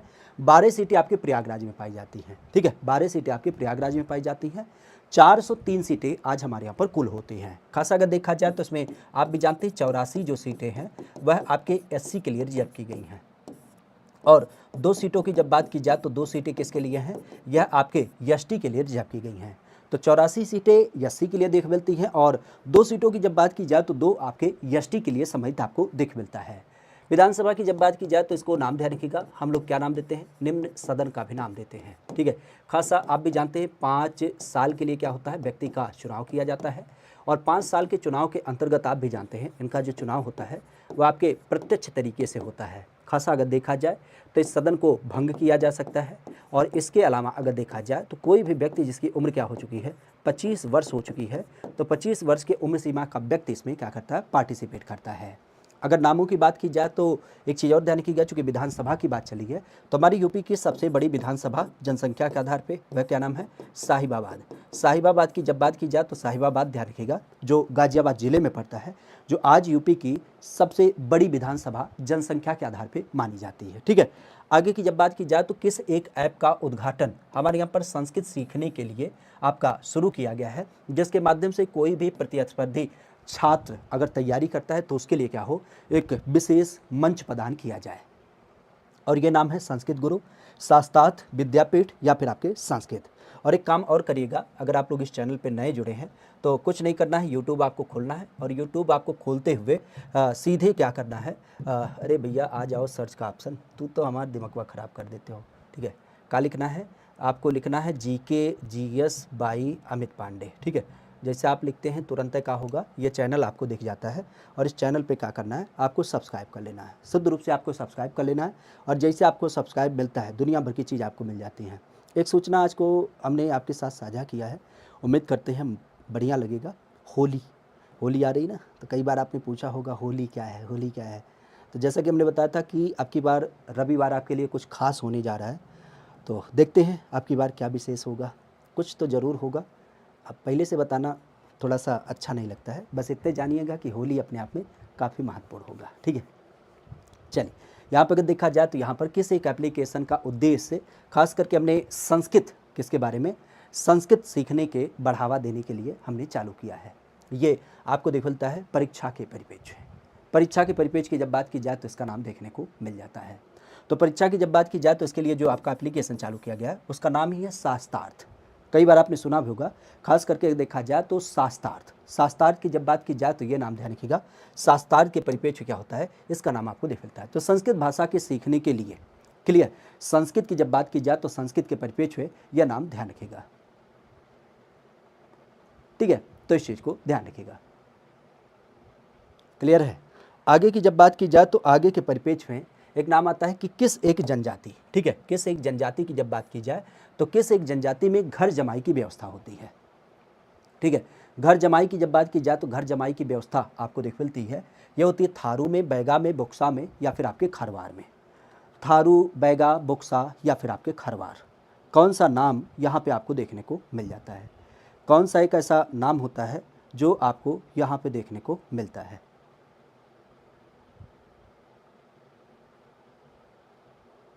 कौन सा एक ऐसा नाम है जो आपको यहाँ पे देखने को मिल जाता है।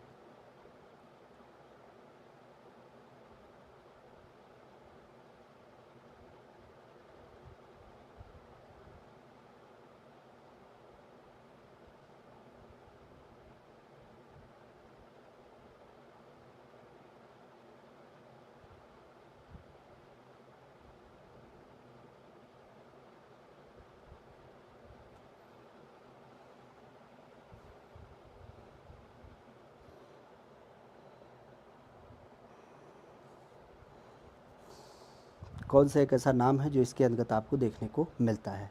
खसा अगर देखा जाए तो इसका संबंध बेसिक रूप से आपको देखने मिलता है। ठीक है, आज यूपी की जब बात की जाए तो यूपी को आधारित करते हुए यह नाम प्रमुख रूप से आपको देखने को मिलता है। ठीक है, किस एक जनजाति में घर जमाई की व्यवस्था आपको देख मिलती है। ये थारू में, बैगा में, बुक्सा में या फिर आपके खरवार में। तो मुख्य रूप से ध्यान रखिएगा, ये जो बुक्सा जनजाति है, बुक्सा कहाँ पे पाई जाती है, तो बुक्सा की जब बात की जाए तो ये बिजनौर नाम का जो लोकेशन है, बिजनौर नाम के लोकेशन की जब बात की जाए वहाँ से इनका नाम देखने को मिल जाता है। वैसे हमारे यहाँ पर अगर देखा जाए तो हमारे यहाँ पर थारू जनजाति के बारे में ध्यान रखिएगा। थारू जनजाति में जो विवाह वगैरह की एक पद्धति पाई जाती है, अगर इनकी बात की जाए तो इनमें बदला विवाह मिलता है, बदला विवाह मिलता है। बदला विवाह के अलावा अगर देखा जाए तो इसी थारू के अंतर्गत आपने सुना होगा किसके बारे में, खास करके पक्की पोढ़ी आपको देख मिलती है, पक्की पोढ़ी आपको देख मिलती है। इवन आपने सुना होगा इनके यहाँ पे विधवा विवाह आपको देख मिलता है। ठीक है, तो विधवा विवाह की जब बात की जाए तो विधवा विवाह भी आपको देख मिलता है। तो विधवा विवाह, पक्की पोढ़ी, बदला विवाह, ये सारी चीज़ें क्या हो जाती हैं, यहाँ पे आपको दिख मिलती हैं। ठीक है, इवन अगर देखा जाए तो इसी परिप्रेक्ष्य ध्यान रखिएगा, इनके यहाँ पे जब विधवा विवाह होता है तो उस टाइम पे लठ भरवा भोज दिया जाता है। ठीक है, लठ भरवा भोज दिया जाता है, तो ये भी अपने आप में काफ़ी महत्वपूर्ण होता है। ठीक है, तो बुक्सा जनजाति जो हमारी यूपी में पाई जाती है उसके यहाँ पर एक व्यवस्था होती है किसको लेकर के, घर जमाई। घर जमाई बेसिकली आप कह सकते हो कि जहाँ पे ब्याह होता है तो आपने देखा होगा कि लड़की लड़का के घर पे जाती है तो वो ससुराल के परिप्रेक्ष्य है। लेकिन जब लड़का क्या होता है ससुराल में, मतलब अपने जो बीवी होती है, पत्नी होती है, उसके घर पे रहना चालू कर देता है। खास करके ये व्यवस्था हमारे यहाँ पर देख मिलती है जहाँ नेवासा मिलता है, मतलब संपत्ति मिलती है बहुत ज़्यादा, लड़की के नाम से बिगहा है, घर है, गाड़ी है, तो उस दशा में लड़का क्या करता है, अपने मम्मी पापा का पैर छूता और कहता है पापा थोड़ा समझा, 10 बीघा ज़मीन मिल रहा है। ठीक है, बाद में तो सब कन्वर्ट होके यहीं आ जाएगा। ठीक है, तो यहाँ नाते 4-6 साल के लिए जो बिताना है, बुढ़िया बुढ़वा जब तक मन नहीं जाते हैं तब तक सेवा करने के लिए जाने दीजिए। तो उस दशा में यह घर जमाई की व्यवस्था आपको दिख मिलती है। ठीक है, आगे की जब बात की जाए तो एक नाम आता है कि उत्तर प्रदेश में सबसे कम उम्र के मुख्यमंत्री के रूप में जाने जाते हैं। सबसे कम उम्र की जब बात की जाए तो सबसे कम उम्र के मुख्यमंत्री के रूप में किसका नाम देखने को मिल जाता है। ये नाम संबंधित होता है योगी आदित्यनाथ के रूप में, ये नाम संबंधित होता है अखिलेश सिंह यादव के रूप में, ये नाम संबंधित होता है सुचेता कृपलानी के रूप में, या फिर आप कह सकते हो कि मायावती के रूप में। तो किसका नाम यहाँ पे आपको देख मिलता है, खासा अगर देखा जाए किसके रूप में, सबसे कम उम्र के मुख्यमंत्री के रूप में। ठीक है, सबसे कम उम्र के मुख्यमंत्री की जब बात की जाए तो इनका नाम देखने को मिल जाता है। नाम के रूप में अगर देखा जाए तो ये समाहित हो जाते हैं आधारित करते हुए।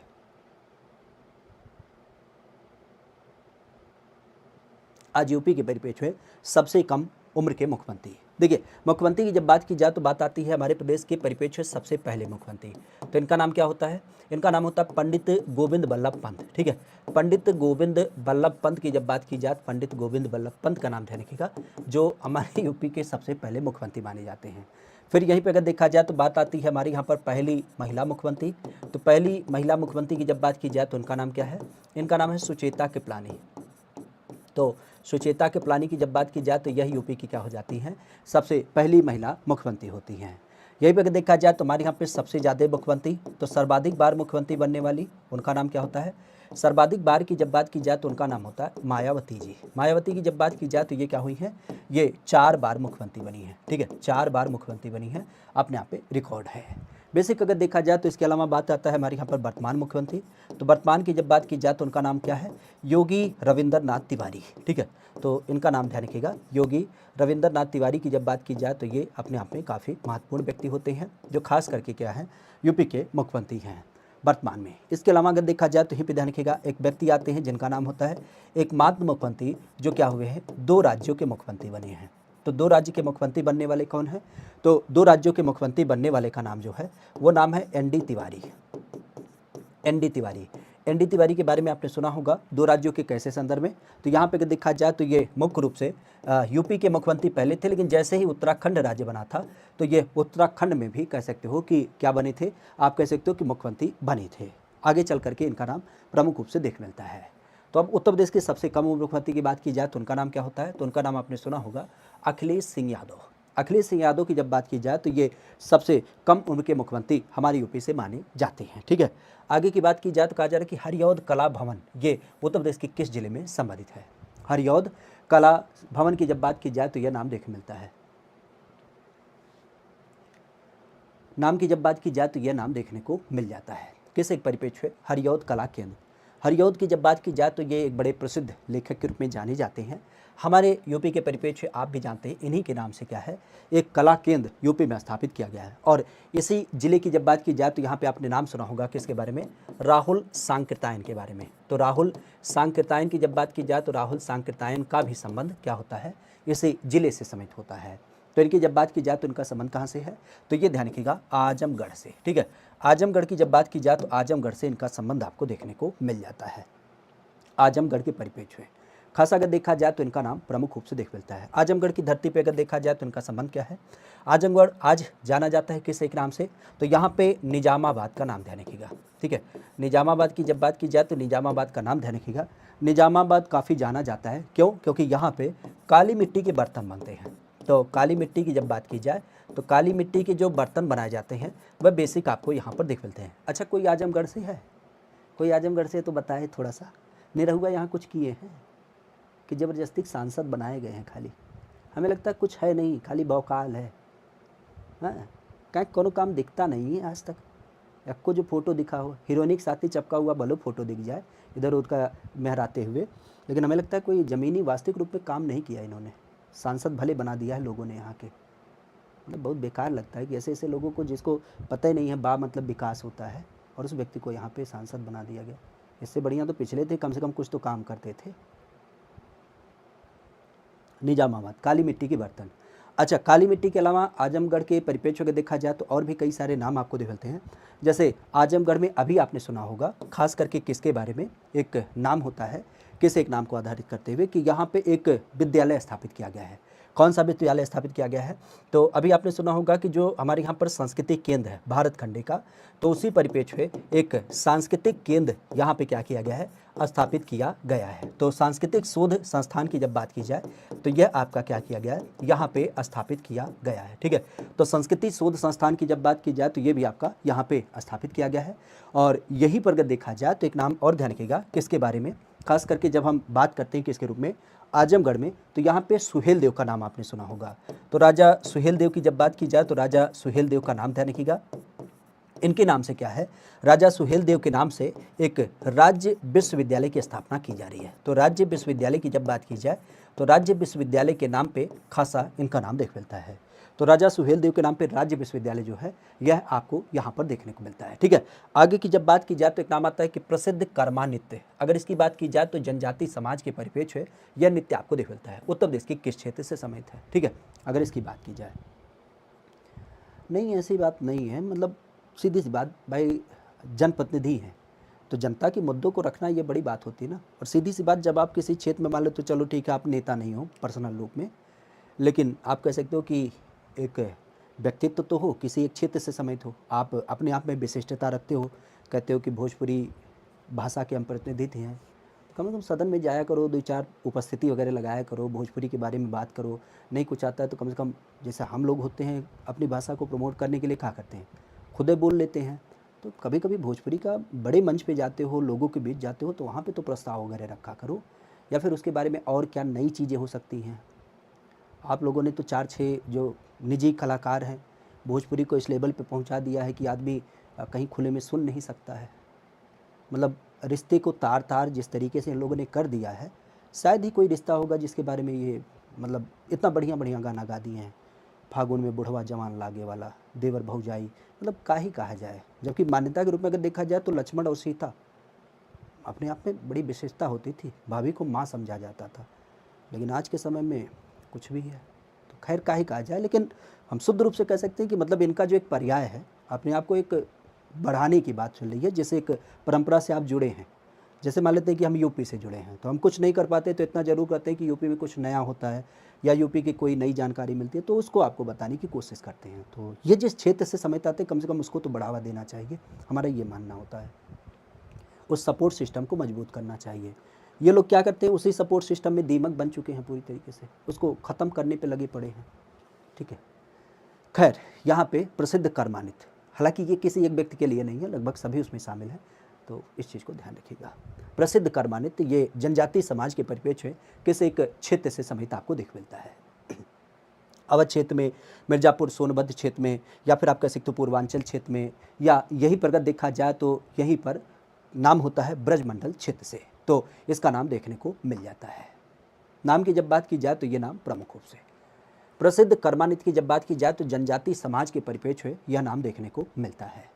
तो नामों की जब बात की जाए तो इसका संबंध किससे होगा, तो ये नाम ध्यान रखिएगा किसके बारे में, उत्तर प्रदेश के परिप्रेक्ष्य में जब हम कर्मानित की बात करें तो हमने कई बार बताया है कहाँ से समित होता है, तो ये जो मिर्ज़ापुर सोनभद्र क्षेत्र होता है, मिर्ज़ापुर सोनभद्र क्षेत्र की जब बात की जाए तो यहाँ पर इसका संबंध आपको देखने को मिल जाता है। खास अगर देखा जाए तो मिर्ज़ापुर सोनभद्र की जब बात की जाए तो वहाँ पर किसका संबंध है, यहाँ पे आपने सुना होगा एक जनजाति होती है खरवार, खरवार या जिसको हम क्या बोलते हैं खैरवार, खरवार या फिर खैरवार की जब बात की जाए तो उसका नाम आपने देखा होगा। और नाम के परिप्रेक्ष्य अगर देखा जाए तो इनका संबंध कहाँ से है, ये कर्मा नृत्य के रूप में जानी जाती है, यह इनके द्वारा कह सकते हो कि एक नृत्य परंपरा में आयोजित किया जाता है। मुख्यतः अगर देखा जाए तो ये कहाँ से है, सोनभद्र मिर्ज़ापुर में पाई जाती हैं। बताया जाता है कि ये कत्था व्यापार करते हैं, ठीक है। कत्था व्यापार की जब बात की जाए तो कत्था व्यापार करने वाले लोग होते हैं, और कत्था व्यापार के परिप्रेक्ष्य अगर देखा जाए तो ये पलामू का जो पठार होता है वहाँ से इनका संबंध होता है। तो पलामू पठार के परिप्रेक्ष्य क्या होता है, इनका नाम देख मिलता है। बताया जाता है कि वहाँ से कत्थे का व्यापार करते थे, और उस कत्थे व्यापार को लेकर के अगर देखा जाए तो ये लोग क्या करते थे, इसी का व्यापार करते थे। और जब इनके यहाँ पे कोई शुभ अवसर होता है, खासा अगर देखा जाए तो शुभ अवसर मतलब शादी ब्याह, बच्चे के विवाह के परिप्रेक्ष्य, तो ये सारी चीज़ें क्या होती हैं यहाँ पे आपको देखने को मिल जाती हैं, ठीक है। तो मिर्ज़ापुर सोनभद्र की जब बात की जाए तो खरवार या खैरवार के रूप में, ठीक है, तो यह आपको देख मिलता है। नाम की बात की जाए तो रूमी दरवाज़ा कहाँ पे देख मिलता है, रूमी दरवाज़ा बेसिक रूप से अगर देखा जाए तो इसका संबंध कहाँ से है, अलीगढ़ से है, आगरा से है, फतेहपुर सीकरी से है, या फिर आपके लखनऊ से है। आज नामों की जब बात की जाए तो रूमी दरवाज़ा, पहली बात तो ये ध्यान रखिएगा, हमारे यहाँ पे आपने सुना होगा किसके बारे में, शहादत अली खान। शहादत अली खान, शहादत अली खान की जब बात की जाए तो इन्होंने क्या किया था, इन्होंने एक मुल्क की स्थापना की, एक राज्य की स्थापना की अवध नाम से।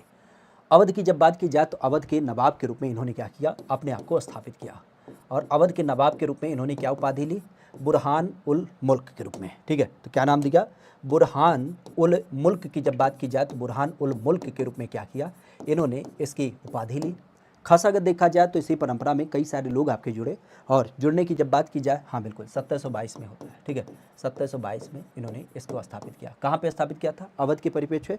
तो आपका जो फैजाबाद लोकेशन है, फैजाबाद को इन्होंने क्या किया था, राजधानी बना रखी थी, ठीक है। बेसिक अगर देखा जाए तो इसी परंपरा में एक व्यक्ति आते हैं जिनका नाम आता है आसफउद्दौला। आसफउद्दौला, आसफउद्दौला की जब बात की जाए तो आसफउद्दौला का नाम ध्यान रखिएगा, इन्होंने क्या किया, इन्होंने इस राजधानी को परिवर्तित किया। खासा अगर देखा जाए तो इन्होंने क्या किया, राजधानी परिवर्तन करते हुए जो लखनऊ का लोकेशन होता है उसको चूज किया। तो आज इसको क्या किया, फैजाबाद से घुमा करके आप कह सकते हो अब इसको लखनऊ घोषित कर दिया। लखनऊ की जब बात की जाए तो लखनऊ में इन्होंने कुछ नए नए काम किए। जैसे पहला काम क्या किया, लखनऊ की जब बात की जाए तो लखनऊ में इन्होंने इमाम बाड़ा बनवा रखा है। इमाम बाड़ा की जब बात की जाए तो इमाम बाड़ा बनवाया। इसके अलावा अगर देखा जाए तो यहीं पे रूमी दरवाज़ा बनवा रखा है, तो रूमी दरवाज़ा भी बनवा रखा है। इमाम बाड़ा बेसिकली अगर देखा जाए तो आपने सुना भी होगा किसके बारे में, हमारे यहाँ पे मुस्लिम परंपरा में सिया और सुन्नी ये दो समुदाय होते हैं। तो सिया समुदाय की जब बात की जाए तो सिया समुदाय के परिप्रेक्ष्य जो एक त्यौहार होता है मुहर्रम, तो मुहर्रम नाम के त्यौहार को मनाने के लिए क्या किया था, इसको डेवलप कराया था। रूमी दरवाज़ा अपने आप में काफ़ी महत्वपूर्ण होता है, क्योंकि आप भी जानते हैं नवाबों के शासनकाल में दो मछली जो आपकी इस पे अंकित की गई हैं, उस दो मछली को हमने क्या किया है, आज राजकीय चिन्ह में आप कह सकते हो कि जो स्वरूप लिया है वह आपके इसी रूमी दरवाजे से ही चिन्हित लिया है। तो यह आपको देख मिलता है, ठीक है, किस परिप्रेक्ष्य में, लखनऊ में। तो रूमी दरवाज़ा आपके लखनऊ में पड़ता है। खास अगर देखा जाए तो कस्तूरबा गांधी बालिका विद्यालय योजना हमारे यहाँ पर शुरू की गई। क्या होता है, कस्तूरबा गांधी बालिका विश्वविद्यालय की जब बात की जाए तो ये आपके स्थापित किया गया 2004 में, 2005 में, 2008 में, 2012 में। यह नाम आपको मिलता है कस्तूरबा गांधी बालिका विद्यालय। कस्तूरबा गांधी बालिका विद्यालय, ये ध्यान रखिएगा ये किससे समित है, तो कस्तूरबा गांधी की जब बात की जाए तो इनके संबंध में ध्यान रखिएगा। कस्तूरबा गांधी के परिप्रेक्ष्य में आप भी जानते हैं, यहाँ पे अगर देखा जाए तो ये बालिका के लिए एक आवासीय विद्यालय है, ठीक है। तो इसको हम कह सकते हैं कि यूपी के परिप्रेक्ष्य में एक बालिका आवासीय विद्यालय है, ठीक है। बालिका आवासीय विद्यालय है, जहाँ पे क्या होता है, जहाँ पे बच्चों को रख करके एक तरीके से क्या होता है, वहाँ पे उनको रेगुलर पढ़ाया जाता है। जैसे आपने हमारे यहाँ पे सुना होगा किसके बारे में, जिला स्तर पे जो जवाहर नवोदय विद्यालय होता है, ठीक है। तो अगर हम अपने यहाँ पे बात करें तो आपने सदैव सुना होगा किसके बारे में, जवाहर नवोदय विद्यालय। तो जवाहर नवोदय विद्यालय की जब बात की जाए तो ये आपका स्थापित किया गया है। इसी तर्ज पर अगर देखा जाए तो अभी आपने सुना होगा किसके बारे में, एकलव्य आवासीय विद्यालय, एकलव्य आवासीय विद्यालय। और एकलव्य आवासीय विद्यालय के अलावा अगर यहीं पे देखा जाए तो अभी आपने सुना होगा किसके बारे में, अटल आवासीय विद्यालय, ठीक है। तो अटल आवासीय विद्यालय, अटल आवासीय विद्यालय बेसिक अगर देखा जाए तो इस परिप्रेक्ष्य में क्या होता है, ये जो जवाहर नवोदय विद्यालय है ये जिला स्तर पर स्थापित होता है, जिसमें आप भी जानते हैं कि हर कैटेगरी के बच्चे क्या करते हैं, पार्टिसिपेट करते हैं। एकलव्य आवासीय विद्यालय की जब बात की जाए तो यह आपको नाम देख मिलता है, यह कहाँ से समित होता है, तो ये जो मजदूर होते हैं, जो कामगार लोग होते हैं, तो कामगार लोगों के लिए क्या होता है, यह नाम आपको देख मिलता है। और अटल आवासीय विद्यालय की जब बात की जाए तो अच्छा, एकलव्य जनजाति के लिए, माफ़ी चाहते हैं, एकलव्य जनजाति के लिए है। और यहाँ पे अटल की जब बात की जाए तो ये मजदूर जो होते हैं, जो कामगार होते हैं, उनके बच्चों के लिए आपका चालू किया गया है। तो विभिन्न प्रकार के जो कामगार समूह से संबंधित व्यक्ति होते हैं, उनके बच्चों के लिए एक पढ़ने के लिए विशेष विद्यालय, जहाँ पे आवास की सुविधा और पढ़ाई लिखाई की सुविधा ये आपको दोनों देख मिलती है। तो इसी तर्ज पर अगर कस्तूरबा की बात की जाए तो कस्तूरबा हमारे यूपी में चालू किया गया, बालिकाओं के लिए ये पूरी तरीके से रिजर्व है। कब चालू किया गया, 2004 में चालू किया गया था, जब हमारे यहाँ पे माया जी प्रशासन में थी। खास अगर देखा जाए तो इसके अंतर्गत होता क्या है, अब ध्यान रखिएगा, कस्तूरबा गांधी में अब पूरी तरीके से जो महिला कर्मचारी होती हैं उनको यहाँ पे रखने की बात चल रही है, क्योंकि पूर्व में हमने देखा कि पुरुष कर्मचारी यहाँ पे रहते थे तो कुछ अनियमितताएं यहाँ पे दिख मिलती थी। तो इस दशा में अब क्या हो गया है कि अब इसके अंदर जितने भी आपके स्टॉप होंगे वो पूरी तरीके से क्या होंगे, वो आपके महिला कर्मचारी के रूप में देख मिलेंगे। किस देश की सीमा हमारे राज्य के साथ लगती है, उत्तर प्रदेश की जब बात की जाए तो उत्तर प्रदेश के परिप्रेक्ष्य में यह नाम आपको देखने को मिल जाता है। उत्तर प्रदेश की जब बात की जाए तो उत्तर प्रदेश के परिप्रेक्ष्य में यह नाम आपको दिख मिलता है। किस देश की सीमा उत्तर प्रदेश के साथ लगती है, चीन, भूटान, नेपाल या फिर बांग्लादेश। आज उत्तर प्रदेश की बात की जाए तो उत्तर प्रदेश के साथ किसकी सीमा लगती है, चीन, भूटान, बांग्लादेश। और एक काम जरूर करिएगा आप लोग, अगर इस सेशन में जुड़े हैं तो इस सेशन को लाइक और अपने दोस्तों मित्रों के पास भी साझा करिएगा जरूर। किस देश की सीमा उत्तर प्रदेश राज्य के साथ लगती है, ये नाम साबित होता है चीन, भूटान, नेपाल या फिर आपके बांग्लादेश के साथ। तो मुख्य रूप से अगर देखा जाए तो ये समित किस कारण से होता है, आलोक पांडे भाई छोड़े नहीं, निकाल दिए हैं, ठीक है, चलो पढ़ लो उससे कोई दिक्कत थोड़ी ना होगी। चलो, किस देश की सीमा उत्तर प्रदेश राज्य के साथ लगती है, बेसिक अगर देखा जाए तो चीन, भूटान, नेपाल या फिर बांग्लादेश। नामों की जब बात की जाए तो ये समित होता है किसके रूप में, तो आप ध्यान रखिएगा, हमारे प्रदेश की सीमा जो लगती है वो नेपाल के साथ लगती है, ठीक है। नेपाल की जब बात की जाए तो नेपाल के साथ यह सीमा आपके लगती है। नेपाल के परिप्रेक्ष्य आप भी जानते हैं कितने किलोमीटर की सीमा, तो 579 किलोमीटर की सीमा, 579 किलोमीटर की जब बात की जाए तो 579 किलोमीटर की सीमा लगती है। और खासा अगर देखा जाए तो ये कितने जिलों के साथ, 7 जिलों के साथ साझा होती है। अच्छा, महत्वपूर्ण ये ध्यान रखिएगा कि हमारी यूपी की जो सीमा होती है वो एकमात्र क्या होती है, एकमात्र किसी देश के साथ लगती है। तो एकमात्र किसी देश के साथ लगती है, उसका नाम क्या है, उसका नाम है नेपाल। तो एकमात्र किसी देश के साथ लगती है वह क्या होता है, वह नाम होता है आपके किस परिप्रेक्ष्य में, यह नाम आपको मिलता है नेपाल के साथ, ठीक है। बाकी 579 7 जिलों के साथ लगती है, हमने कई बार बताया है किसके बारे में, जब हम बात करते हैं कि महाराजा सिद्धार्थ ने। तो ध्यान रखिएगा कि महाराजा सिद्धार्थ ने क्या किया था, बलराम को, ठीक है, महाराजा सिद्धार्थ ने बलराम को क्या किया, सस्ती इलायची वाली खीर पिलाई, ठीक है, सस्ती इलायची वाली खीर पिलाई। तो यह आपको नाम देख मिलता है। अब सस्ती इलायची वाली खीर की जब बात की जाए तो यह नाम आपको देख मिलता है किस एक परिप्रेक्ष्य में, जब हम इस ट्रिक की बात करते हैं। और ये ट्रिक किससे समित है, तो ध्यान रखिएगा, महाराजा अर्थात आप कह सकते हो महाराजगंज, ठीक है, महाराजगंज के अलावा सिद्धार्थ अर्थात सिद्धार्थनगर,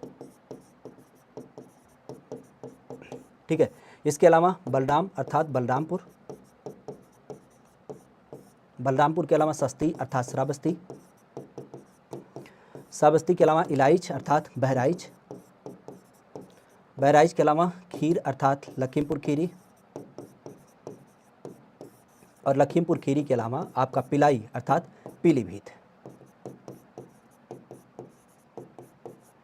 ठीक है, तो पीलीभीत, लखीमपुर खीरी, बहराइच, श्रावस्ती, बलरामपुर, सिद्धार्थनगर, महाराजगंज, ये सारे नाम क्या हो जाते हैं, इस क्रम में आपको देखने को मिल जाते हैं। तो 7 जिले आपकी क्या करते हैं, सीमा साझा करते हैं। ठीक है, आगे की जब बात की जाए तो किसे एक वर्ष चकबंदी योजना पूरे प्रदेश में आपके लागू की गई।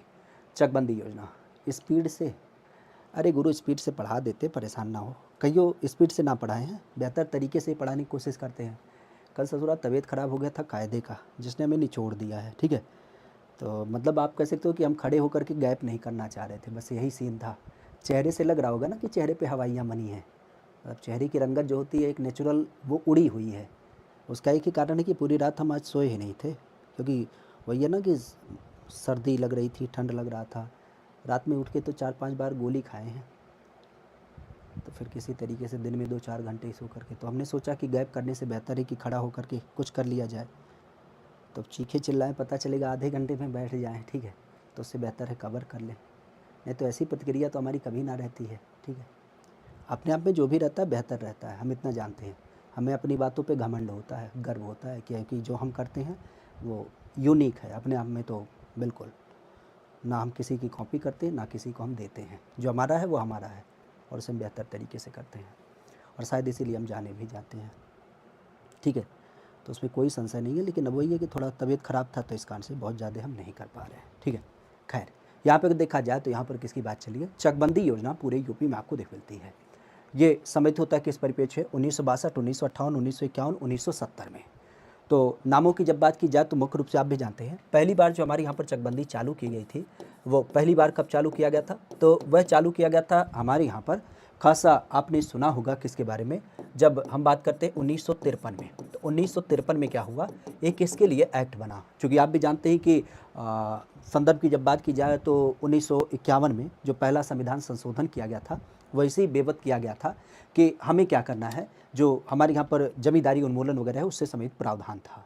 तो परिप्रेक्ष्य 1953 में आपका एक्ट बना, और इसी संदर्भ में क्या होता है, 1954 की जब बात की जाए तो 1954 में क्या होता है, हमारे यहाँ पर पहली बार चकबंदी व्यवस्था लागू की जाती है। कहाँ पे, एक नाम होता है कैराना तहसील, जो आपके मुजफ्फरनगर ज़िले में पड़ता है, और साथ ही साथ एक की जब बात की जाए तो एक नाम होता है मुसाफिर खाना। तो मुसाफिर खाना की जब बात की जाए तो ये कहाँ समेत है, यह आपके जब हम बात करते हैं सुल्तानपुर ज़िले में, तो सुल्तानपुर ज़िले का नाम ध्यान रखिएगा, यहाँ से आपको देख मिलता है। तो सुल्तानपुर और साथ ही साथ अगर देखा जाए तो मुजफ्फरनगर, यहाँ से आपका शुरू किया गया।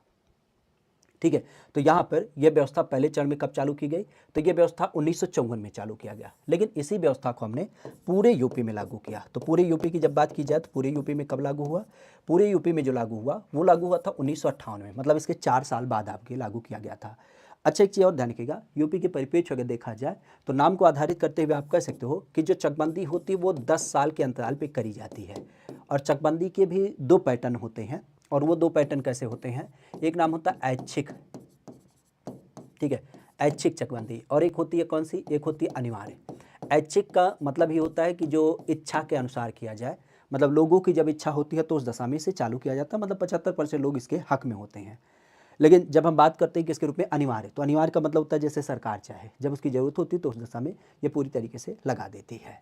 तो ऐच्छिक और अनिवार्य होता है। खासा आपने सुना होगा इस परिप्रेक्ष्य में हमारे यहाँ पर जो राजस्व परिषद है, राजस्व परिषद अगर इसकी बात की जाए तो ये क्या करती है, इसके लिए पूरा कार्य वगैरह करती है, जो वर्तमान में आपकी क्या है, लखनऊ में देखने को मिल जाता है। इसका मुख्यालय कहाँ पे है, लखनऊ में, और राजस्व परिषद तो लखनऊ में है, लेकिन अगर हम राजस्व न्यायालय की बात करें तो ये कहाँ पे है, राजस्व न्यायालय जो समझ है वो खासा ध्यान रखिएगा, यह आज यूपी के परिप्रेक्ष्य है आपको मिलता है कहाँ पे, आपके प्रयागराज में। तो प्रयागराज की जब बात की जाए तो प्रयागराज में राजस्व न्यायालय होता है। ठीक है, आगे की जब बात की जाए तो एक नाम ध्यान रखिएगा कि कौन सा जिला अयोध्या मंडल में नहीं आता है। अयोध्या मंडल की जब बात की जाए तो अयोध्या मंडल में कौन सा जिला नहीं आता है, ये नाम समित होता है किसको आधारित करते हुए, खास जब हम नामों की बात करें तो अम्बेडकर नगर जिला, आपका बाराबंकी जिला, सुल्तानपुर जिला, या फिर आपके बहराइच जिला, कौन सा जिला इसमें नहीं आता है अयोध्या मंडल में। अयोध्या मंडल की जब बात की जाए तो अयोध्या मंडल में यह नाम आपको देखने मिलता है। अब शुद्ध रूप से आप कह सकते हो अम्बेडकर नगर जो है ये तो बिल्कुल अयोध्या के किनारे ही स्थित है, तो ये अयोध्या में आपका अवस्थित है। अयोध्या में बाराबंकी भी आता है, ये जरूर ध्यान रखिएगा। लखनऊ में बाराबंकी नहीं आता है, आप कह सकते हो कि बाराबंकी भी इसी में आता है, ठीक है। इसके अलावा अगर देखा जाए तो सुल्तानपुर जिले की जब बात की जाए तो ये भी आपके इसी में स्थित है। तो यहाँ पे अयोध्या जिले में जब देखा जाए तो ये कौन नहीं आता, बहराइच, क्योंकि बहराइच की जब बात की जाए तो बहराइच आता है देवी पाटन मंडल में, ठीक है। तो देवी पाटन मंडल की जब बात की जाए तो देवी पाटन मंडल ध्यान रखिएगा, जिसका मुख्यालय जो है, इसका मुख्यालय पड़ता है गोंडा। तो इसके अंतर्गत अगर देखा जाए तो इसमें 3 जिले शामिल हैं। खासा आपने सुना होगा जैसे बहराइच के अलावा आपका बलरामपुर, और बलरामपुर के अलावा आपका गोंडा, तो ये क्या होते हैं, ये इसमें आपके शामिल होते हैं। तो देवी पाटन मंडल से बहराइच का संबंध होता है, ना कि इससे समेत होता है। तो अम्बेडकर नगर, बाराबंकी, सुल्तानपुर, ये सब जो होते हैं ये आपके अयोध्या मंडल में आते हैं। उत्तर प्रदेश सरकार के द्वारा रामचरितमानस के परिप्रेक्ष्य तुलसीदास की स्मृति में तुलसीदास स्मारक भवन आपका निर्मित किया गया है, और यह आपको देखने को मिल जाता है 1886 में, 1980 में, 1969 में या फिर 1990 में। पहली बात तो ये ध्यान रखिएगा, तुलसीदास की जब बात की जाए तो तुलसीदास ये समय किसके रूप में जाने जाते हैं, तो तुलसीदास की जब बात की जाए तो इनका नाम था राम बोला, ठीक है। राम बोला दुबे की जब बात की जाए तो राम बोला दुबे के रूप में इनका नाम देखने को मिल जाता है। कहाँ से समित थे तो आप भी जानते हैं, आज का जो राजापुर है, राजापुर गांव में जो बेसिकली आपको देख मिलता है। वैसे पूर्व में तो चित्रकूट था, लेकिन अब ये बांदा जिले के अंतर्गत पड़ता है। तो बांदा जिले में राजापुर इनकी जन्मस्थली होती है। इनका मुख्य कर्म तब क्या था, तो इन्होंने रामचरितमानस लिखी है, रामचरितमानस। और बेसिकली इस रामचरितमानस की जब बात की जाए तो ये किस भाषा में, अवधी भाषा में लिखी है। कहाँ पे लिखा था, बनारस में। बनारस में बैठ करके इन्होंने क्या किया है, इसको लिखा है। तो लेखनी के परिप्रेक्ष्य के देखा जाए तो रामचरितमानस जो है, बेसिक आप भी जानते हैं, ये 7 खंडों की एक पुस्तक होती है। 7 कांड इसमें देख मिलते हैं, जिसमें बाल कांड सबसे बड़ा माना जाता है। और यहीं पे अगर देखा जाए तो बाल कांड के अलावा आपने नाम सुना होगा किसके बारे में, जब हम बात करते हैं किष्किंधा कांड, ठीक है। तो किष्किंधा कांड के बारे में ध्यान रखिएगा। किष्किंधा कांड जो है यह इसका सबसे छोटा कांड माना जाता है। तुलसीदास के परिप्रेक्ष्य अगर देखा जाए तो इनके नाम से एक आपने सुना होगा तुलसी मानस मंदिर, कहाँ पे देख मिलता है, तो तुलसी मानस जो मंदिर है वह आज आपको देख मिलता है कहाँ पे, जब हम बनारस की बात करें तो बनारस में एक तुलसी मानस मंदिर आपको बेसिक देख मिलता है।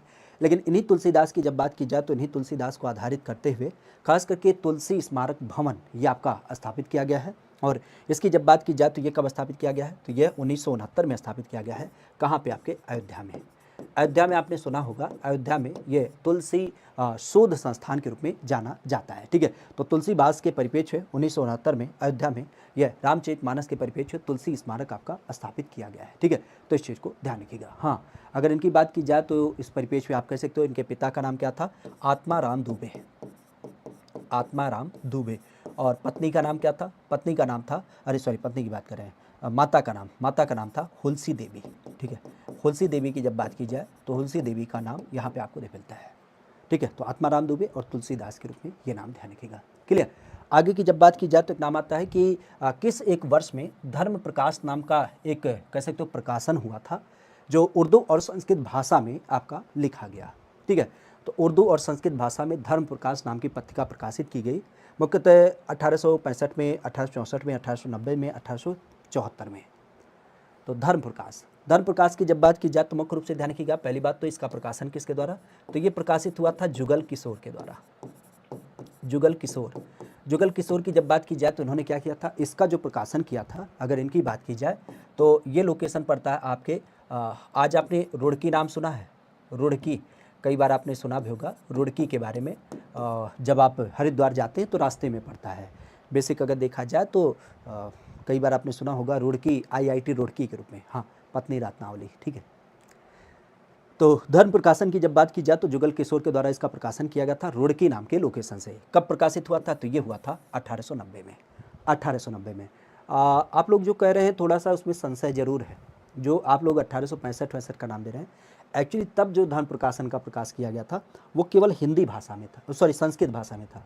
तो पहले चरण में ये केवल संस्कृत भाषा में प्रकाशित किया गया था, लेकिन इसने पूछा है कि हिंदी और उर्दू दोनों भाषा में प्रकाशित कब हुआ, तो दोनों भाषा जो प्रकाशित हुआ था वो 1890 में हुआ था। और ये जो चरण होता है उस टाइम पे प्रकाशक आपके जुगल किशोर थे। तो रुड़की उत्तराखंड से इसका प्रकाशन किया गया था, ठीक है। आगे की जब बात की जाए तो कहा जा रहा है कि उत्तर प्रदेश में कुशीनगर के अंतर्गत कितने ईसा पूर्व गौतम बुद्ध को महापरिनिर्वाण की प्राप्ति हुई है। गौतम बुद्धा की जब बात की जाए तो गौतम बुद्धा के परिप्रेक्ष्य में महापरिनिर्वाण जो प्राप्त हुआ है वह कब प्राप्त हुआ? 316 ईस्वी में, 512 ईसा पूर्व में, 443 ईसा पूर्व में, या फिर 222 ईसा पूर्व में। पहली बात तो ये ध्यान रखिएगा किसके बारे में बात चली है? बुद्धा। बुद्धा की जब बात की जाए तो बुद्धा के परिप्रेक्ष्य आप कह सकते हो किसका नाम आता है? गौतम बुद्धा की जब बात की जाए तो गौतम बुद्धा को क्या कहते हैं? बचपन में सिद्धार्थ नाम दिया जाता है, और सिद्धार्थ के नाम पे इनका जो जन्म हुआ है वो कहाँ पे हुआ है? तो ये लुम्बिनी में हुआ है। लुम्बिनी बेसिकली आप कह सकते हो कि ये कुशीनगर से समेत है, ठीक है। Oh my god. Kapilvastu. Kapilvastu की जब बात की जाए तो कपिलवस्तु में इनका संबंध आपको मिलता है, जहाँ पे अगर देखा जाए तो इनके पिता की जब बात की जाए तो पिता आपने सुना होगा सुद्धोधन। सुद्धोधन जो शाक्य गणराज्य के माने जाते हैं, और यहीं पर अगर देखा जाए तो ये शाक्य गणराज्य के मुखिया के रूप में जाने जाते हैं। और इनकी जब बात की जाए तो इनकी मम्मी का नाम खास करके आपने सुना होगा महामाया। महामाया। महामाया के परिप्रेक्ष्य में देखा जाए तो इनका जो संबंध आता है वो आता है कोलीय वंश से, ठीक है, कोलीय वंश से। हालांकि चूंकि आप भी जानते हैं जन्म देते समय इनकी माता का डेथ हो गया था, तो इस दशा में इनकी जो चचेरी मतलब आप कह सकते हो कि जो मौसी थी, मौसी ने लालन पालन किया, और इस दशा में अगर देखा जाए तो उनका नाम क्या होता है? प्रजापति गौतमी। प्रजापति गौतमी की जब बात की जाए तो इनका नाम ध्यान रखिएगा, प्रजापति गौतमी, ये आपको दिख मिलता है। खासा अगर देखा जाए तो ये नाम ध्यान रखिएगा किस परिप्रेक्ष्य है? नामों की जब बात की जाए तो नामों को आधारित करते हुए अगर देखा जाए तो मुख्यतः आप कह सकते हो कि इनके पत्नी का नाम यशोधरा, और यशोधरा के अलावा अगर देखा जाए तो इनके बच्चे का नाम ध्यान रखिएगा राहुल, ठीक है। तो राहुल की जब बात की जाए तो राहुल इनके बच्चे का नाम, और यशोधरा की जब बात की जाए तो यशोधरा इनकी पत्नी का नाम, ठीक है। बाकी अगर देखा जाए तो अब एक चीज़ ध्यान रखिएगा, क्योंकि इन्होंने क्या किया है? सत्य की खोज की है, और सत्य की खोज के परिप्रेक्ष्य में आप जानते भी हैं कि इनका जो अधिकतर जीवन काल है वह यूपी में बीता है। तो इसी कारण से हम बौद्ध के परिप्रेक्ष्य क्या बोलते हैं? बौद्ध धर्म का पालना। क्या बोलते हैं? बौद्ध धर्म का पालना कहते हैं। किसको? बौद्ध धर्म का जो पालना कहा जाता है वह आपके उत्तर प्रदेश को कहा जाता है। उत्तर प्रदेश को क्यों कहा जाता है? क्योंकि बुद्ध का जन्म यहाँ पे हुआ। इवन अगर देखा जाए तो बुद्ध ने अपना पहला उपदेश दिया था कहाँ पे? आपके सारनाथ में, ठीक है। सारनाथ की जब बात की जाए तो सारनाथ में इन्होंने पहला उपदेश दिया था, और यहीं पर अगर देखा जाए तो यहीं पर नाम ध्यान रखिएगा किसके बारे में? अगर इनकी बात की जाए तो इनकी जो डेथ हुई थी वह कहाँ पे हुई थी? मृत्यु के परिप्रेक्ष्य, तो इनका जो मृत्यु हुआ था वह आपके कुशीनगर में हुआ था, कुशीनगर में हुआ था। तो ये सारी चीज़ आपको दिख मिलती हैं। तो कुशीनगर में इनका जो डेथ हुआ था वो कब हुआ था? 443 ईसा पूर्व में। और जन्म कब हुआ था? तो जन्म हुआ था आप कह सकते हो कि 512 ईस्वी में, ठीक है। बेसिक अगर देखा जाए तो एक चीज़ ध्यान रखिएगा, अगर हम गौतम बुद्धा की बात करें तो इनका जो जन्म हुआ था, इनको जो ज्ञान की प्राप्ति हुई थी, और इनको कह सकते हो कि जो एक तरीके से इनकी जो डेथ हुई थी, ये सब काम एक दिवस में हुए हैं, और इस दिवस को हम लोग बैसाख पूर्णिमा के रूप में देखते हैं, ठीक है। क्या कहते हैं इसको? बैसाख पूर्णिमा के रूप में जानते हैं, और इसी बैसाख पूर्णिमा को हम लोग क्या मनाते हैं अपने यहाँ पे? कई बार बुद्ध पूर्णिमा के रूप में जानते हैं, ठीक है। तो बुद्ध पूर्णिमा के रूप में इसका नाम दिया जाता है। तो बुद्ध पूर्णिमा या फिर बैसाख पूर्णिमा नाम दिया जाता है। एक चीज़ और ध्यान रखिएगा, चूँकि इनका संबंध आप कह सकते हो कि हमारी यूपी से था, और यूपी के परिप्रेक्ष्य इन्होंने एशिया, जो एशिया कॉन्टिनेंट है, उसमें लोगों को एक तरीके से जागरूक किया, और इसी कारण से आपने सुना होगा इनको क्या कहा जाता है? एशिया का ज्योतिपुंज, ठीक है। तो लाइट ऑफ एशिया की भी संज्ञा इन्हें दी जाती है। तो लाइट ऑफ एशिया की जब बात की जाए तो इनकी संज्ञा इन्हें दी जाती है। लाइट ऑफ एशिया की जब बात की जाए तो लाइट ऑफ एशिया का नाम खासा ध्यान रखिएगा। अच्छा, एक किताब लिखी गई है यशोधरा के नाम से, किसके द्वारा लिखी गई है? यशोधरा नाम की एक पुस्तक लिखी गई है, किसके द्वारा लिखा गया है? तो आप भी जानते हैं मैथिली शरण गुप्त के द्वारा, ठीक है। मैथिली शरण गुप्त की जब बात की जाए तो मैथिली शरण गुप्त का नाम ध्यान रखिएगा, इन्होंने एक पुस्तक लिख रखी है यशोधरा, ठीक है, जो इन्हीं यशोधरा के ऊपर आधारित है कि सखी वो मुझसे कह के जाते हैं। क्योंकि आप भी जानते हैं ना, यशोधरा सो रही थी अपने बच्चे के साथ, और ये तभी रात में क्या हो जाते हैं? निकल जाते हैं। तो यशोदा का कहना था कि अगर ये हमसे एक बार कहते तो शायद हम इनके रास्ते का बाधा नहीं बनते हैं, ठीक है। तो ऐसी बात नहीं है, हम उनको जाने देते, लेकिन वही है कि थोड़ा सा बता के जाते, सखियों मुझसे कह के जाते। तो यशोधरा नाम की रचना मैथिली शरण गुप्त की होती है, ठीक है। खैर, यहाँ पर देखा जाए तो उत्तर प्रदेश सरकार के परिप्रेक्ष्य में किस एक वर्ष अधिकार में लिया गया मथुरा संग्रहालय? ये तो शायद कल का क्वेश्चन है, 1912 में, ठीक है, 1912 में। एक नाम आता है कि उत्तर प्रदेश में उर्दू अकादमी की स्थापना कब करी गई? उर्दू अकादमी की जब बात की जाए तो उर्दू अकादमी की स्थापना यह देखने को मिल जाता है। ये 1968 में, 1947 में, 1989 में या फिर आपके 1972 में हमारे यहाँ पर उर्दू अकादमी। देखिए ये उर्दू अकादमी है, शब्दों का हेर फेर समझिएगा। अगर आपसे ये पूछता कि इसके बारे में संस्कृत संस्थान, ठीक है, या फिर आपसे कहता है हिंदी संस्थान, तो इनकी स्थापना कब की गई है? इनकी स्थापना की गई है 1976 में, ठीक है। लेकिन अगर यहाँ पे आपसे कहा जा रहा है कि ये क्या है, यह आपके उर्दू अकादमी के रूप में, तो उर्दू अकादमी की जब बात की जाए तो इसकी स्थापना 1972 में करी गई है। 1972 के अंतर्गत ये उर्दू अकादमी आपको देख मिलता है किस परिप्रेक्ष्य? राजधानी लखनऊ में। राजधानी लखनऊ में ये संस्कृत संस्थान और हिंदी संस्थान भी आपको देखने को मिल जाता है, ठीक है, राजधानी लखनऊ में ही। अच्छा, अगर देखा जाए तो लखनऊ के अंतर्गत ही ध्यान रखिएगा, अभी आपने एक नाम सुना होगा, अरबी फारसी विश्वविद्यालय। अरबी फारसी विश्वविद्यालय की जब बात की जाए तो अरबी फारसी जो विश्वविद्यालय है वो भी कहाँ पे देख मिलता है? तो ये भी आपके राजधानी लखनऊ में देख मिलता है। लेकिन अभी जो वर्तमान हमारी सरकार है उन्होंने क्या कहा है कि इसका हम नाम परिवर्तित करेंगे। तो ये जो अरबी और फारसी है, क्योंकि आप भी जानते हैं अरबी और फारसी एक विदेशी भाषा को आधारित करते हुए देख मिलता है, तो इसका नाम इन्होंने परिवर्तित कर दिया है और अब इसको एक तरीके से कह सकते हो कि उत्तर प्रदेश का एक उर्दू विश्वविद्यालय के रूप में जाना जाएगा। तो अरबी फारसी शब्द को हटा दिया गया है, केवल एक तरीके से कह सकते हो कि ये क्या हो जाता है, ये उर्दू विश्वविद्यालय के रूप में आपका जाना जाता है, ठीक है। खासा अगर देखा जाए तो चूंकि हिंदी संस्थान की बात की तो एक नाम और ध्यान रखिएगा, के.एम. मुंशी के नाम से। के.एम. मुंशी के नाम पे एक केंद्रीय हिंदी संस्थान है और इस केंद्रीय हिंदी संस्थान की जब बात की जाए तो ये कहाँ पे देख मिलता है? केंद्रीय हिंदी संस्थान की जब बात की जाए तो यह आपको देख मिलता है हमारे यूपी में, खास करके आगरा में। तो आगरा में केंद्रीय हिंदी संस्थान बेसिक आपको देख मिलता है, ठीक है। तो इस चीज़ को ध्यान रखिएगा। बाकी एक चीज़ और ध्यान रखिएगा, चूंकि उर्दू भाषा की बात चली है तो उर्दू भाषा हमारे यूपी की क्या हो जाती है? यूपी की दूसरी भाषा होती है, यूपी की दूसरी भाषा होती है, अर्थात राज्य भाषा। और इसको हमने कब चूज किया था? तो ये चूज किया था 1989 से, ठीक है। 1989 से हमने उर्दू को क्या कर रखा है? दूसरी भाषा के रूप में चूज कर रखा है, ठीक है। आगे की बात आती है तो एक नाम आता है ओ माई गॉड, क्लास की पीडीएफ। तो क्लास की पीडीएफ जो मिलती है वह आपको कहाँ पे मिलती है? तो वह आपको खास करके ध्यान रखिएगा टेलीग्राम और जो व्हाट्सएप ग्रुप है उसके ऊपर आपको मिल जाता है, ठीक है। तो आज के संदर्भ को अब हम यहीं विराम देंगे। उम्मीद करते हैं कि बेहतर लगा होगा, ठीक है। हालांकि हमारी तबीयत ख़राब थी लेकिन फिर भी हमने कोशिश किया कि बेहतर से बेहतर प्रदर्शन किया जाए, ठीक है। तो बेहतर हमें लगता है कि अच्छी तरीके से बीत भी गया, ठीक है। तो प्रीति, दिलीप यादव, मालिनी यादव, परवेश कुमार, रंजीत, आलोक पांडे, शिवापाल, रघुवीर सिंह, परवेश, BR का नाम है फिरोजाबाद, BK, लियू, आलोक, रंजीत, ठीक है, दिलीप, खुशबू, प्रीति, अभिषेक, रीशु, अबिल, ठीक है, मनी का नाम है मालिनी यादव, अच्छा मालिनी यादव, गंगा, शिवा, निधि वरुण, अच्छा, रघुवीर सिंह, ठीक है। तो बहुत अच्छा लगा कि आप लोग जुड़े। बेहतर ये होता है कि आप इस चैनल को भी लाइक कर दें, ठीक है। हम बार बार कहते हैं कुछ नहीं करना है, ऐसे सर्च करेंगे GK GS by Amit Pandey तो ये कैसा नाम दिखता है, इसको सब्सक्राइब कर लेना है।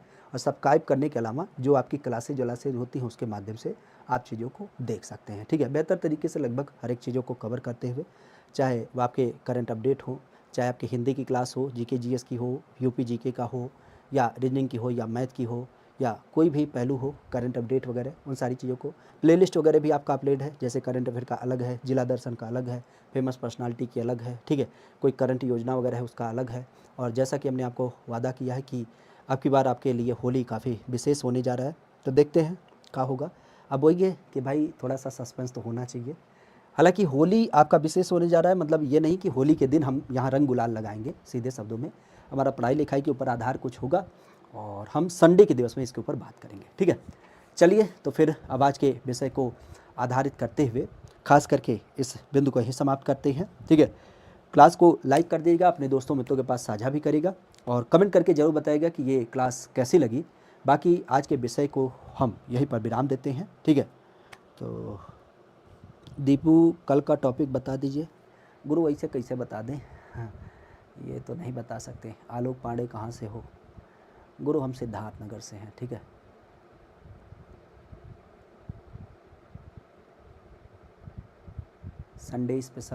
संडे स्पेशल देखते हैं। मतलब ये वाला 10-5 मिनट का सेशन होगा, उसके बाद आपका अब इसमें थोड़ा सा संशय हो गया ना कि करंट अफेयर करें या फिर वो जो आपसे जिला दर्शन वाला सीरीज बोले थे वो करें, ठीक है। अच्छा, इसको आप क्लियर कर दीजिएगा, कमेंट करके बताइएगा कि संडे के दिवस में क्या करें। देखो, हमारे पास दोनों प्रत्युत्तर हैं। एक तो हमारा मन था कि जिले वाला जो सीरीज है उसको भी कंटिन्यू किया जाए, क्योंकि वो भी एक एक कवर करके करेंगे तभी बेहतर हो पाएगा। ऐसा नहीं है कि एक ही दिन में 75 जिला होगा, क्योंकि आप भी जानते हैं एक ज़िले को तैयार करना, फिर उसको एक्सप्लेन करना और बेहतर तरीके से प्रेजेंट करना तो अच्छी बात होती है। तो या तो जिला किया जाए या फिर आप कह सकते हो कि जो करंट अफेयर वाला मसला है, क्योंकि करंट अफेयर भी हम संडे को ही करने की कोशिश करते हैं, तो आप उसे ज़रूर बताइएगा, ठीक है। आप कमेंट करिएगा, आप बताइएगा कि आप क्या चाहते हैं संडे के दिवस में, आप किस एक टॉपिक को चाहते हैं। और कल का भी टॉपिक बताइए, कौन सा बिंदु ऐसा है जो कल आपको पढ़ना चाहते हैं, ठीक है। क्योंकि कल तो हमारा कंफर्म है, कल हम कोई थ्योरी वाला टॉपिक उठाएंगे, तो कल कौन सा टॉपिक आप पढ़ना चाहते हैं आप बताएं, बेहतर वही होगा, ठीक है। तो कमेंट करके आप लोग बताइएगा, इंतजार करेंगे, उसी आधार पे हम कोई टॉपिक कल डिसाइड कर लेंगे, क्योंकि पढ़ाना तो हमें ही है, जो आप बता देंगे उसी को कर देंगे हम उसे कंटिन्यू, ठीक है। संडे का भी क्लियर करिएगा कि जिले वाला कॉन्सेप्ट रखा जाए या फिर करंट अफेयर वाला रखा जाए, जिला किसी बीच में दिवस में कर लिया जाए, ठीक है। तो जो भी आप बताएंगे उसी अनुसार कर लिया जाएगा, ठीक है। बाकी चैनल को जरूर सब्सक्राइब करके रखिएगा, ठीक है। और मिलते हैं फिर आपसे कल की क्लास में, तब तक के लिए thank you, all the best. मस्त रहिए, स्वस्थ रहिए और थोड़ा सा लोगों से दूरी बना के रखिए, ठीक है। दूरी बनाने का मतलब क्या है कि आजकल वायरल चल रहा है ना। हम भी गए थे, एक हमारे मित्र थे, उनको सर्दी जुकाम था, तो उन्होंने बोला कि हम 4 दिन से उठे नहीं। हम कह रहे ऐसी बात है, तो हम आते हैं तुरंत। हम गए, हम ही लपेट उठे, ठीक है। तो इस दशा में ऐसे लोगों से थोड़ा दूरी बना के रखिए कि जिनको कुछ ऐसी बीमारी वगैरह है, ठीक है। मतलब बीमारी इन द सेंस कि संचारी रोग का प्रभाव कुछ ज़्यादा चल रहा है, मौसम परिवर्तित हो रहा है, तो थोड़ा सा अपने आप को बचा के रखिए, ठीक है। चलिए ठीक है, तो आज के देश को यहीं हम विराम देते हैं। मिलते हैं फिर आपसे कल के सेशन में और कल मुलाकात करते हैं। तब तक के लिए thank you, all the best, bye bye, take care, good night, शुभ रात्रि, सबा खैर।